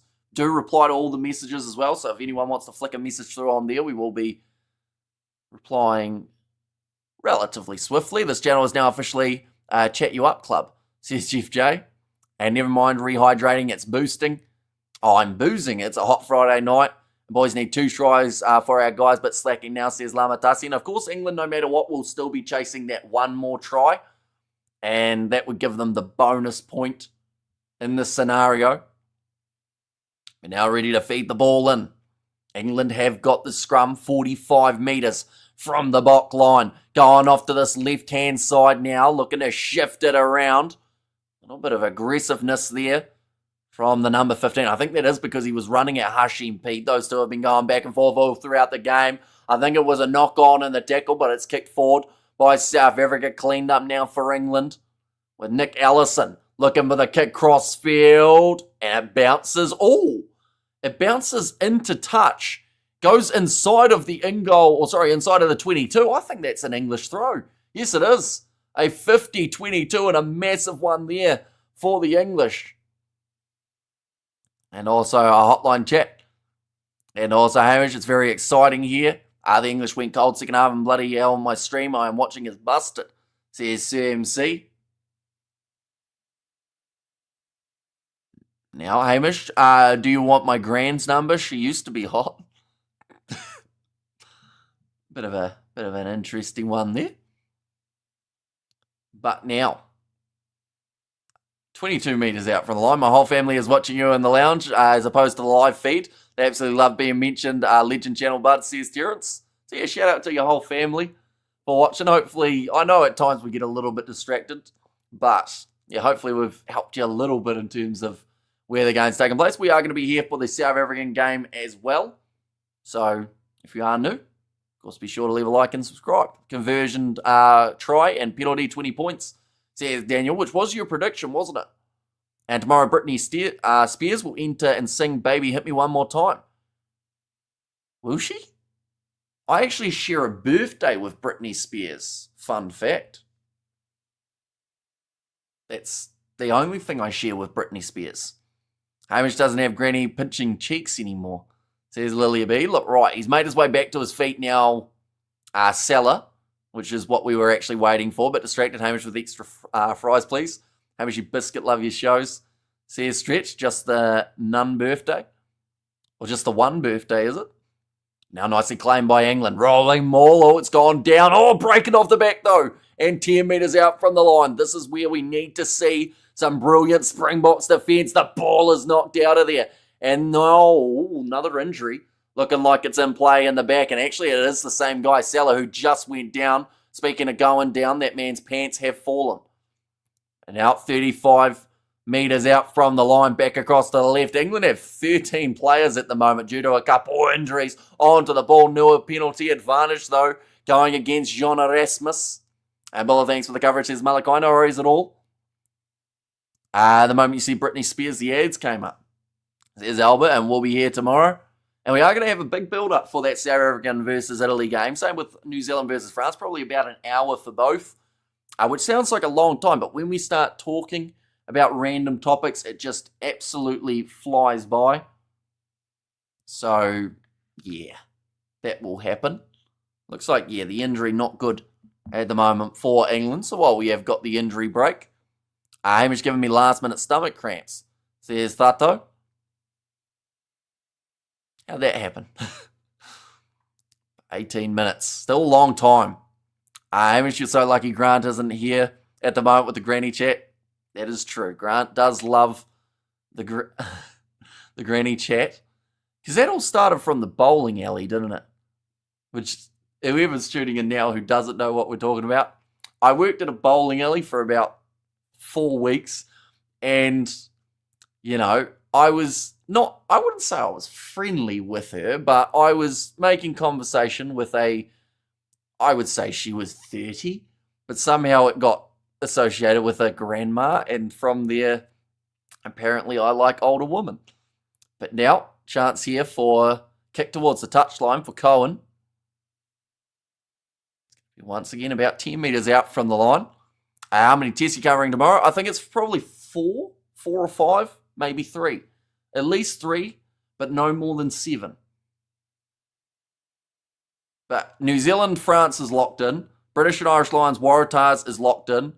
And then South Africa, Italy is locked in. Outside of that, I haven't really decided. 18 minutes still long. Exactly right. You like older women? I like women in general. But of course, over the age of 18, need to clarify that part. But yeah, 17 minutes left. South Africa managing to get the steal. Going towards the touchline. Excited to see how Holland and Proctor go tomorrow, says John. And also we have got their park comment, something from Magdalena. I'm not too sure what that says. Unfortunately, love it, bud, says Terence. And also we have the excited to see how how Holland. I like women with hairy tongues. Save yourself, says Lilia, but now line out throw for Tui Pelotu. Nicely taken, rolling maul attempted again, but they're just not going anywhere, England. With that maul, that's a tackle off the ball, so that has to be an advantage, doesn't it? That man was tackled purely with no chance of getting the ball, and it's knocked on. It's going to be a knock-on advantage now to South Africa. I have no idea how that's been missed. A guy ran forward, got dropped. I think it was Kane James. Nothing happened. Now it is going to be a scrum feed now for these South Africans. We're going to see a replay now. Okay, no, it wasn't that one. They are just showing the replay of the knock-on. And Proctor running over Fiku tomorrow, says David. Yeah, we'll be interested to see how that Fiku-Galetron midfield combo goes. Same with, Villiers out on one wing. Guy who, when he's playing well, he ran into the tackler. He did, but then the tackler did finish the job, didn't he? Rather than just letting it go.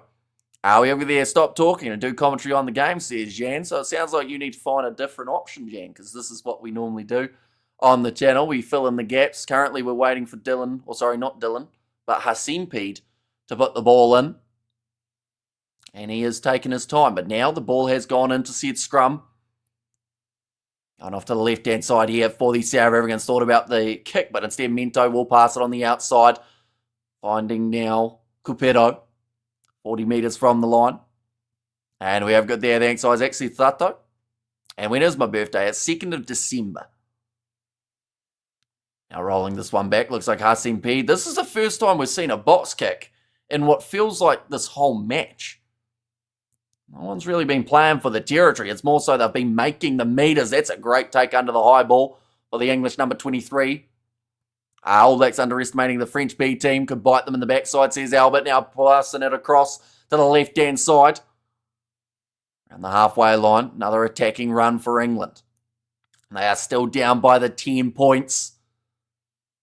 It's going to be very tricky to come back from that if they don't score before 70.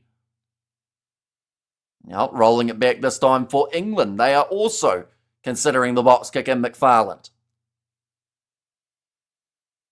Now, down towards the 22. Oh, it looked like no one had lined it up, but now Justa with the pace down the wing. He's just touched the sideline, though. And he has to now give the ball to England. You're blushing, mate. My grand says hi, says Terence. Has that allowed South Africa to play a push from behind? Says Albert. I mean, I think that there's a few things that are slipping by in this game. Like, we saw that one with the tackle off the ball not too long ago. We've seen a couple deliberate knockdowns that are just ruled as knock-ons in this game too. So I think it's just flowing, to be honest. Albert Alby's pack will win by 100 points tomorrow, says Lamatasi. And also no glory for New Zealand tomorrow. Either you beat second team or get beaten by them. Yeah, it's really a lose-lose situation, isn't it? Now it's going to be the line out for England again. They just need someone to step up at this stage. It just seems like every breakdown they are getting out-muscled by the South African bench. There's still a lot of deep breaths going on. Ngubesi has stayed down with some sort of injury here. Oh no, he's back up. There's been a lot of guys dropping throughout this game, which I think is a bit of a concern here for South Africa, just because they did go with such a similar lineup across this game as they did in the first. I wonder whether or not that fatigue will start to really set in, definitely with the temperature. Let's go Springboks. There's LFG. Right, timer's back on. Hasim Peters made his way off Everson. That was hesitation at the line out, and they probably got a little bit lucky there, although there was a knock-on from England anyway. I was going to say it could have been a free kick going the way of South Africa. and game gone flat a bit. I think both sides are just trying to regain a little bit of breath so that they can come in later on. There's another knock on, so we'll go back for one more scrum. How long do these games go for? 80 minutes in total. So we're currently sitting 66 and a half minutes through. So we've still got another 13 or so minutes remaining. We don't care about the French B team. We're getting points in the world rankings. So here's David. And also, who do you think South Africa are going to win tonight? I think they've got a pretty decent shot. 10 points up at the moment. You know, if they can just play smart rugby for the last 13 minutes, they can win this game. But I'm going to quickly look back at their game up against Australia, because I think throughout that last about 10-minute period, they conceded probably 14 points or somewhere around there. New Zealand currently doing decent up against Georgia as well, for anyone wondering about that contest. Oh, okay, they don't actually have the timestamps of tries, but I know Australia got 2 late ones in that contest. Did England import the entire Tuipulotu family? Says Albert. Tell you what, he's a bit of a tank though at number 2, isn't he? In this matchup. And a welcome spoon, says Tato there. Okay, both front rows just getting a little bit of a talking to. A couple more changes were made by South Africa not too long ago. We did see Ollie Reid make his way on, as well as Everson in their number 21 jersey. Still 12 minutes. It's a long time. And it's not going to be easy, because by this stage, half of the players will be out on their feet, but they know that they have to dig in just that little bit more. Spot in the semi-final could be on the line. Now front row goes down again for England, but this time no advantage. Here's Houston on the short side. Great hands though from, I think it was Jack Bracken, who managed to claim it. Or else it could have been an interesting one. Bellamy now trying to find his way through. Finds a bit of a gap. He goes through another one. 2 more tackles. He's managed to evade. Passes off to the side. Ball goes backwards. It is loose and it is picked up by South Africa. Grubbed forward by England into the 22. Now cleaning it up at the back. Finds the offload and gets the kick away, Yako Williams. And that is a fantastic kick, but it doesn't find touch. Now 2-man tackle coming in on the English fly half, knocked on by England in the breakdown, but they say it was knocked on by Everson first. That game, all of a sudden, just got a little bit more hectic. Lots of depth in both South Africa and England under-20 squads, says Reno. And I do think that South Africa, they've gone with, once again, one of their strongest teams here, whereas England did make a few more switches. And I do think that South Africa will make changes up against Scotland, where they'll be able to rest a few more players and give them a bit more of a break after all that chaos South African ball, says Albert. I think they said it was going to be an English scrum, didn't they? A knock-on coming first from Everson in the breakdown, unless, of course, they've changed that ruling, but Bellamy will make his way off. He's had a pretty solid game from the back. It's been very busy, though. And when that pure pace hits, he hasn't really been able to do too much about it. Now, when you've got Houston, who's just flying by, or you've got Pede, who's scoring tries for fun as well. We have got there Baby Box looking very good, says LFG. And are people getting horny in the comments or what, says David? But now off to the left-hand side, England with the short ball looked a little bit high, but now still gets the pass on the outside. Kaluri. Almost went out, but it will go back for the initial penalty for the high shot. England again have got the penalty. 10 minutes remaining. England injury list not looking good. Half the team limping, says Sakabula. Yeah, it's been a battle out there on the field between these two teams. No one taking the backward step. All out pace, all out power. But yeah, England, you wonder. You know, a couple really tough. Like, don't get me wrong, the Scotland game, scoreboard-wise, didn't look tough, but they took some big shots in that one and a couple injury concerns alongside a card. Oh no, TMO checking this.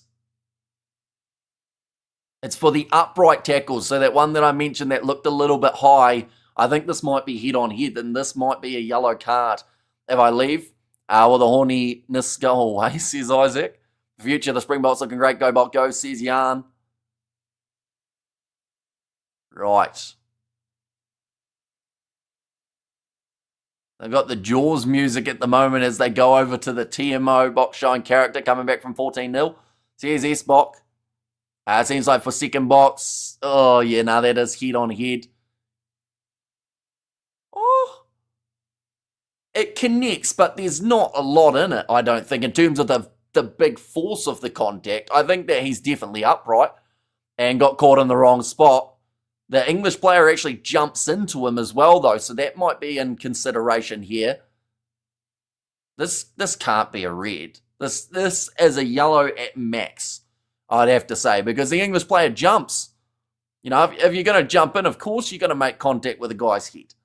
Now I'm thinking of Teddy Prendergast's song, Turn the Lights Off for this chat, says Jeff.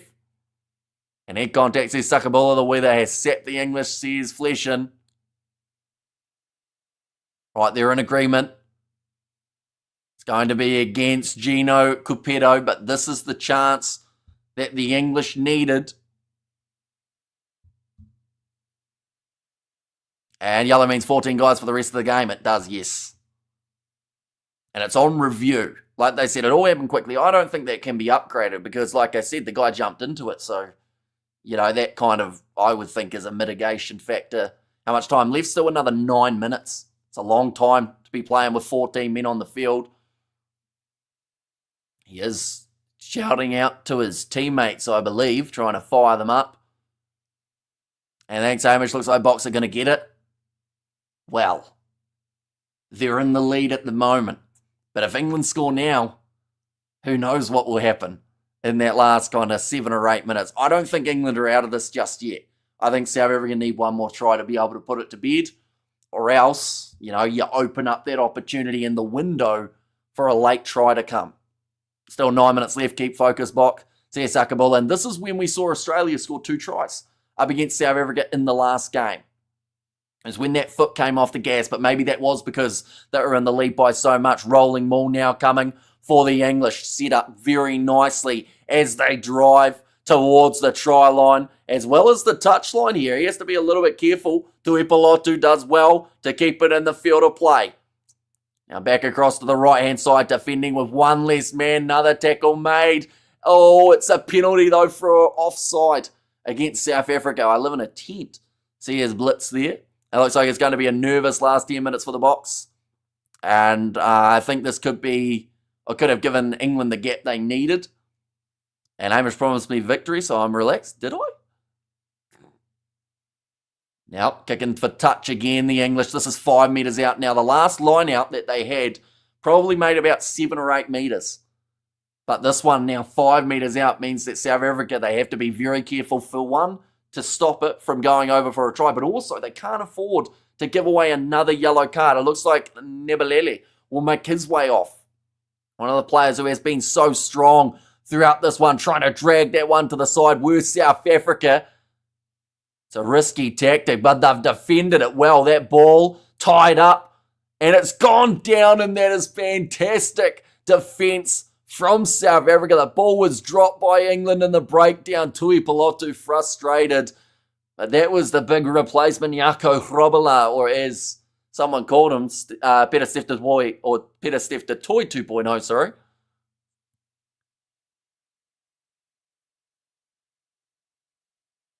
Oh, okay. I was worried there because I could hear the referee talking to the TMO, but that was to say that it is not going to be upgraded to a red. It will stay a yellow card. Right, this is where South Africa, with 7 minutes left, they need to win this penalty.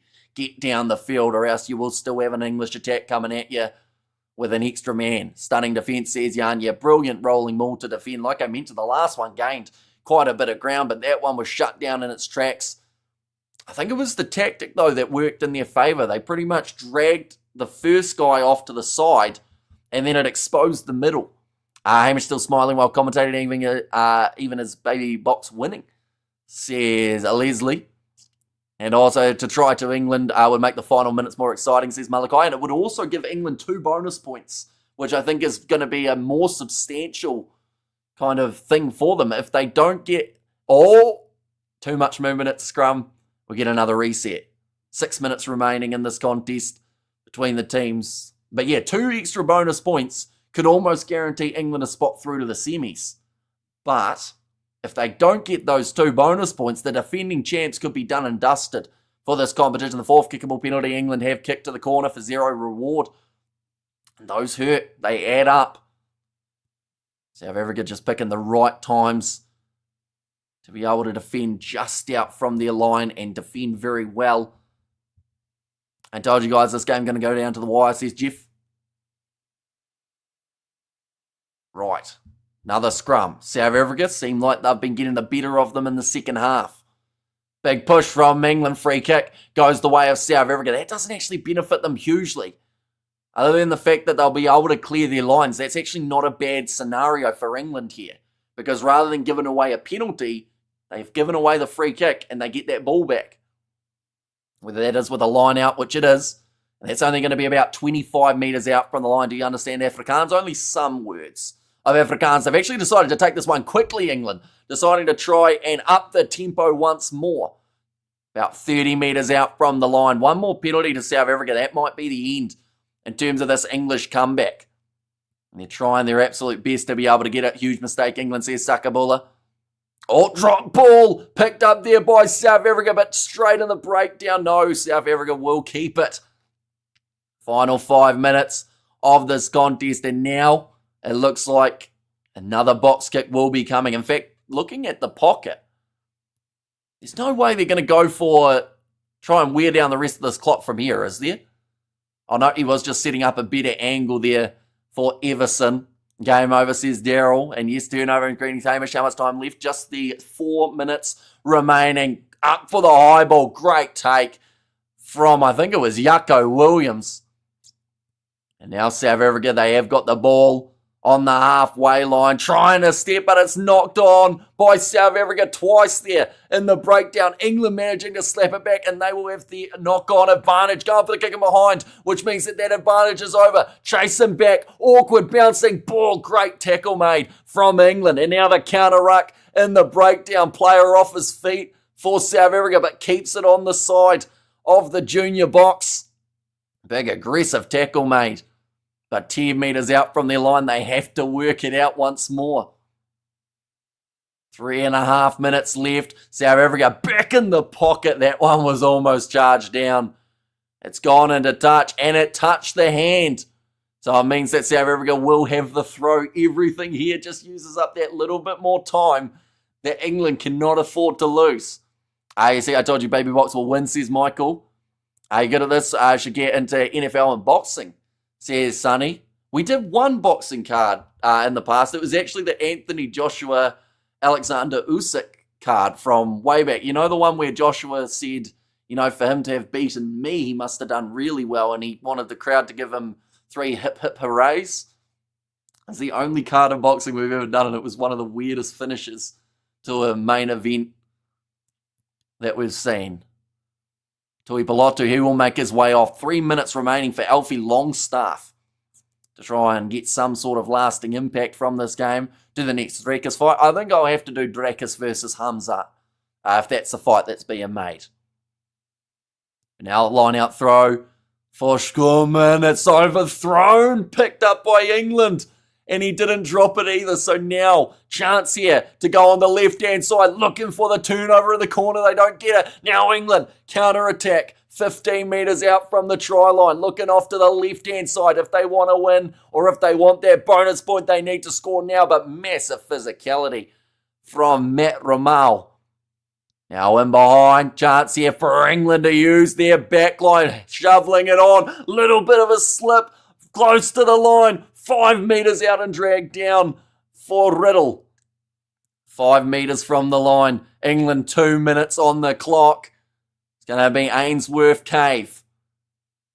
South Africa are just being so physical though. In every breakdown looking for the steals. And now short side for England. Pick and go almost through for the number 9. Close to the try line. The big man falls on his back. Was he held up? He was held up, but they'll go back for the penalty, which England will want to use quickly because they've only got 2 minutes left on the clock. They have to get on with it here. It looks like he's going to slam it down now. Raymond to take it. But now taps and goes. Throws himself at the line. 90 seconds left. 2 points on the line for England if they can score here. If not, then South Africa may have knocked out one of the biggest challenges in this competition. No pass coming there from the English number 20. Pop pass up now, well defended. Longstaff, 3 meters out from the line. Pick and go. And big driving tackle from Jean Erasmus. Short side again. I think England are making the wrong decisions. They're starting to try and back their big men, but their big men keep on getting thrown back. Now, advantage goes backwards. Rush defense, huge hit. You can see the sweat pretty much get swatted off the English player. 22 metres out from the line. South Africa have stepped up when it comes to this defence. And they have not budged an inch. Chipping behind, risked and marked by South Africa. Poor decision from England. They couldn't find a way through. Quick tap. Why has he done that? He could have actually taken a little bit more time, but he's kicked it downfield. Awkward bouncing ball. He retains his own one and it goes into touch. England have one last line out here. And it looks like they want to take it quick. Doesn't matter if England score. They did against 14 men. Boks still win. Says Daryl. That is true, but 2 extra points is 2 extra points. And in this competition, with how competitive it will be, England, if they want any chance of making it to the semis, they really do need the extra 2. But South Africa are making it impossible to break through the defence. Like I mentioned, big hit after big hit. Physicality, the forefront. And they have really shown what they can do in this game. Now passed across. Once again, trying to find a way. It's ripped away by South Africa, who are going to try and score one last try. Eustace sits down his opposition, 5 metres out from the line. England, though, over the ball, trying to get this steal. South Africa, they could kick this out and win this game, but they're going to keep on going. That looked like it was offside against the English number 10. They've scored some brilliant tries throughout the game. The way that they've defended, they deserve one more. 1 metre short for Jean Erasmus. They're trying to destroy that English points differential in the process. Turned on his back. They'll go back for an original advantage. 5 metres out from the line. England have lost this game. South Africa, if they're smart, they can stop them from getting bonus points and take them out of the competition. But they seem to be playing like they want to score once more. They need to have a think about it. You can knock England out pretty much right now. That's what they've done. They've tapped and they've put it into touch. England can still go through, but they have to rely on other teams not getting bonus points from their losses to be able to do so. But beating the defending champions, 32 points to 22. They were down by 14. They fought back valiantly.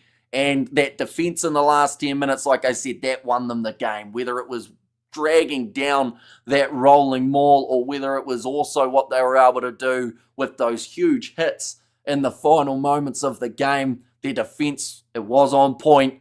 The English, tell you what, there's about 5 players out there just walking with a limp at the moment. They've felt that one out there on the field. Brilliant performance from Hasim Pete again in that number 9 jersey. Yoster has pace that seems to be unmatched at this level, and Moyo off the kicking tee has once again shown exactly how strong he can be. But it's a pretty fun way to start the weekend of rugby, ladies and gentlemen.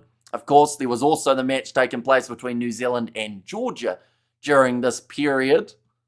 I'm just going to have a very quick look and see whether or not there were any bonus points awarded in that game. There's still quite a bit of time remaining in that match. But Australia-Scotland, I think Scotland might have snuck a bonus point with their 24 points. I think they did score 4 times. So at the moment, the way that it sits, Scotland do have 1 bonus point. England will move up to, South Africa will move up to the 10, which then means England versus Australia in their match next game is actually going to be a determiner for who actually has a chance of going through, and nothing is guaranteed. So South Africa for now, though, as long as something drastic doesn't happen up against the Scottish, they should be through to the semi-finals. France are also 2 from 2 with the 10 points. Argentina, their bonus points could be a little bit crucial. And New Zealand and Ireland, they will also be ones to watch out for in terms of who can make it through as that final qualifier. And why is Wales conceding comebacks back-to-back, says David. I said Boks by 10, like 5 times. What do I win? Says Cool. You win absolutely nothing, unfortunately, but well done. For the prediction, the more you comment on the Boks games, Senior Junior, we win, says Tasneem. So I would assume in that case, you probably want me to do that game in 5 days' time. South Africa versus Scotland. It will be their last group stage fixture, and we will be covering it on the channel. There have been a few more entertaining games created from the results we've seen. New Zealand, Ireland, of course, will be one to keep an eye on. That was the one we were originally going to be doing on the channel, but now England, Australia is heated up into something that could be quite a special matchup. Sadly, those two do overlap, so we'll have to do a little bit of a co-commentary on that one there. But South Africa, their game, we will be doing it on the channel, like I said. We have got their Boks will come back. I said it, says Yanev. And that was a great commentary. Thanks, Hamish. Thanks for the commentary, Hamish. Up to the usual excellent standards, says Charles. And we have got plenty more coming all throughout the weekend too. We are going to be covering France versus New Zealand on the channel. We are also going to be doing the British and Irish Lions versus Waratahs. And then alongside that, we've got South Africa versus Italy, perhaps Argentina versus England as well. No one is beating that Boks team. You've heard it here first, says Rutch there. And thanks for the commentary, Hamish, says David. And in the chat as well. Yeah, they did struggle in the first kind of 10 or so minutes, but then they seem to gel. But you wonder, what are the injuries that both of these sides are going to be dealing with moving forward? I think that we'll see a pretty different South African side for their match up against the Scottish. I don't think it's worth risking these guys that did play a lot of minutes here. You're better off going with those other fellas and, mixing it a little bit, because the last thing you want is to lose another guy. Like they lost Nlozi in this game. And also, Mento took a bit of a head knock, but he should be all right. I think it was just a cut that unfortunately did happen. Hamish, great stuff, says Jeff. And South Africa will take this Rugby Championship, come on the Boks, says Yanev. And there too, but nonetheless, I do thank you all very much for tuning in. If you did enjoy, of course, be sure to leave a like and subscribe. If you do want to check out the Kiwi Lads Instagram, which we haven't posted on yet, but one day we will. It is the link that I've just put in the comments. Be sure to follow us over there, because like I said, one day we'll be posting stuff on there. So you want to be informed when that does happen. Great stuff, Hamish, says William. Thank you very much, mate. Greatly appreciated you being here. And yeah, this under-20s competition, it's been well and truly delivering throughout the matches we have seen. First round was entertaining. This round's been entertaining. And hopefully the round on Thursday, it is going to be entertaining as well. But nonetheless, I do thank you all very much for tuning in. Like I said, plenty of rugby still to happen throughout this weekend that we are going to be covering on the channel. I'll start scheduling those live streams probably in about 30 minutes time, so be sure to keep an eye out for those as well. But we are going to have an hour build-up for that South Africa versus Italy match, so if you do want to tune in for that, it would be greatly appreciated as well. But enjoy the rest of your evening. If you are in South Africa, enjoy your morning. If you're in New Zealand, enjoy your afternoon, evening, or morning if you're somewhere else in the world. And yeah, we will see you all for the next one.